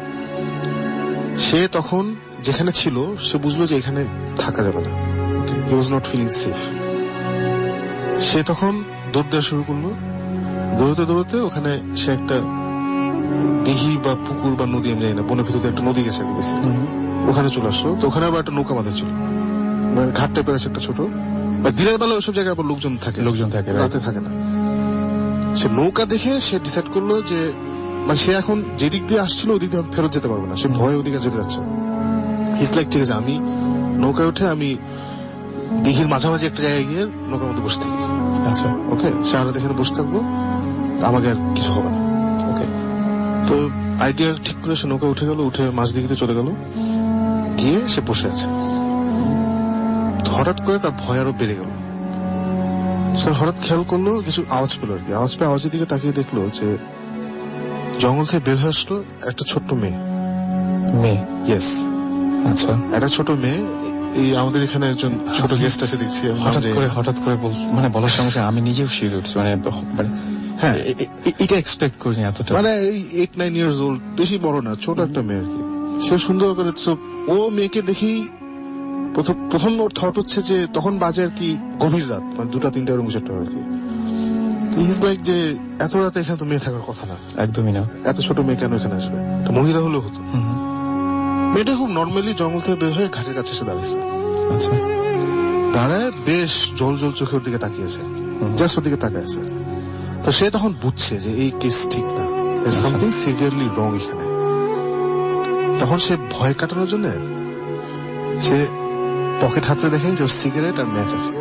আচ্ছা, সে তখন একটা সিগারেট ধরবে। আচ্ছা, ম্যাচটা ইয়ে করে সিগারেট ধরবে। তো মেয়েটার দিকে তাকিয়ে আছে, মেয়েটা তাকায় থাকতে বললো, সিগারেট কতক্ষণ খাবো, সিগারেট তো শেষ হবে। এটা মেয়েটা বলছে। হ্যাঁ, আলো তো শেষ হবে, তখন আমি আসবো। ও মাই গড, মানে সে ওই আলো, এই এতটুকু আলো দেখে ফর সাম রিজন সে আসবে না, ওর সামথিং লাইক দ্যাট। লোকটার তো তখন ঘাম পড়া শুরু করছে, ওর সব সাহসটাও শেষ। সে তখন আল্লাহ আল্লাহ করা শুরু করছে, দোয়া দোয়া পড়া শুরু করছে। মেয়েটা ওখানে দাঁড়ায় আছে স্টিল। হ্যাঁ, ও দাঁড়ায় আছে। তারপরে 1 ঘন্টা 2 ঘন্টা সে তার ফরচুনেটলি একটা ফুল প্যাক অফ সিগারেটস। সে যতক্ষণ রাত ছিল খালি আল্লাহকে ডাকছে আর একটা পর একটা সিগারেট ধরেছে। সিগারেট যখন শেষ হয়ে গেছে তখন সে ম্যাচ ধরেছে একটা পর একটা করে, মানে সারাক্ষণ একটা আলো রাখার চেষ্টা করছে। ফাইনালি আজান পড়ছে। আচ্ছা, মানে সুবেহ সাথে গেছে। ওকে, তখন মেয়েটা বললো ঠিক আছে আরেকদিন। মেয়েটা চলে গেল। এরপরে হি কেম ব্যাক, হি সার্ভাইভড। ও মাই গড, কিন্তু nobody nose why he survived. হ্যাঁ, মানে খুব অদ্ভুত ব্যাপার যে সিগারেট না থাকলে ঘটনাটা হয়তো অন্যরকম ঘটতে পারত। মানে সিগারেটটা এখানে মেইন না, মেইন হচ্ছে যে ফর সাম রিজন ওর সামনে একটা আলো ছিল, আলোটা ছিল জ্বলন্ত। আমি ভুল বলেছি একদমই, কিন্তু ব্যাপারটা হচ্ছে কি যে আমিও এটা শুনেছি যে আলোটা মানে কি বলবো, যে আলো দেখলে নাকি এরা দূরে সরে যায় বা থাকে না কাছে, এরকম অনেক কিছু শুনেছি আমি। সেই ঘটনাটাই ওখানে ঘটেছিল। ইয়েস, এবং এই ঘটনাটা আমাদের প্রচন্ড ইন্টারেস্টিং লেগেছে, মানে লাগা উচিত। এবং এটা আমার কাছে মানে ভয়ঙ্কর লাগছে। ওখানে কেউ রাতে যায় না, ওখানে কেউ রাতে যায় না, এবং আমরা যাবো। তবে একটা কথা বলি যে ওইখানে যদি আমি থাকতাম, আমার এতটা সাহস হতো না যে পকেট থেকে ম্যাচটা বের করে জ্বালানো। মানে এটা ও তো একটা ট্রেন্ড আনসার, সেটাই, মানে তো ইউজ টু। এবং সে তাকে আমি একেবারেই নাম্বার দিব সবসময়, মানে পুরোটা নাম্বার দিব যে সে শেষ পর্যন্ত তার সাহসিকতাটা দেখিয়েছে। আমি বলে পারতাম না সত্যি, না আমি সেন্সলেস হয়ে যেতাম বা কিছু একটা হতো, বা বেঁচে ফিরতাম না হয়তো। ঈদ মুবারক, ঈদ মুবারক, ঈদ মুবারক। ভূত এফএম যখন শেষ, ঈদের 3 দিনও তখন শেষ। ভূত এফএম এর একেবারে শেষে আমরা চলে এসেছি এবং এখন আপনাদের কাছ থেকে বিদায় নেয়ার পালা। এবং আশা করছি যে আপনাদের সাথে স্বজনদের নিয়ে আপনারা যেভাবে সুন্দরভাবে ঈদ কাটিয়েছেন, ঠিক একইভাবে ভূত এফএম নিয়েও আমরা অনেক বেশি আনন্দ দিতে পেরেছি। এবং আমাদের যে ঘটনাগুলো, সেই ঘটনাগুলোর মাধ্যমে আপনারা বিভিন্ন সময় বিভিন্ন জায়গায় ট্রাভেল করতে পেরেছেন, বিভিন্ন সময়ে ট্রাভেল করতে, মানে টাইম মেশিনের মতো কাজ করেছে। বিভিন্ন সময়ে আপনারা গেছেন এবং অনেক স্মৃতি, অনেক কিছু ভূত এফএম নিয়ে। ভূত এফএম রিসেন্টলি 8 বছর পার করেছে এবং 8 বছরে অসংখ্য ঘটনা, এবং কেউ কেউ আবার এপিসোড গুনে রেখেছেন। তো যাই হোক, আমাদের আজকে এই ছিল ভূত এফএম এর আয়োজন এবং কোরবানি ঈদের এই স্পেশাল এপিসোডে আপনাদের সবাইকে মানে এতক্ষণ পর্যন্ত আমাদের সাথে থাকার জন্য অনেক অনেক ধন্যবাদ। আর সেই সাথে আগামী এপিসোডে তো আবারও গেস্টরা আসবেন এবং আপনারাই আসবেন আপনাদের ঘটনা পাঠানোর মাধ্যমে। সেজন্য যেটা করতে হবে সেটা হচ্ছে আমাকে ঘটনা পাঠাতে হবে, আর ঘটনা পাঠানোর ইমেল অ্যাড্রেসটা হচ্ছে bhutfm@radiofurti.fm। আপনার নাম, ঠিকানা এবং ফোন নাম্বার সহ আপনার জীবনে ঘটে যাওয়া বা আপনার জানা সেরা ঘটনা লিখে পাঠিয়ে দিন আমাদের কাছে। ঘটনার শুরুতে অবশ্যই উল্লেখ করুন যে ঘটনাটি আপনি স্টুডিওতে এসে শেয়ার করতে চান, নাকি আপনি চান আপনার ঘটনা আমরা পড়ে শোনাই। যারা দেশের বাইরে রয়েছেন তারা সরাসরি অডিও ক্লিপ শেয়ার করতে পারেন আমাদের সাথে। আমাদের দুটো ফেসবুক পেজ রয়েছে, এই দুটো ফেসবুকে অবশ্যই এই দুটো ফেসবুকের সাথে আপনি facebook.com/radio.furti এবং আরেকটি হচ্ছে www.facebook.com/bhutfm.russell। আজকের মতো এখানেই শেষ করছি। কথা হবে আবারও আগামী শুক্রবার। সেই পর্যন্ত সবাই ভালো থাকবেন, সুস্থ থাকবেন, নিরাপদে বাড়ি ফিরবেন এবং অনেক অনেক আনন্দ করবেন এই প্রত্যাশায়। টাটা।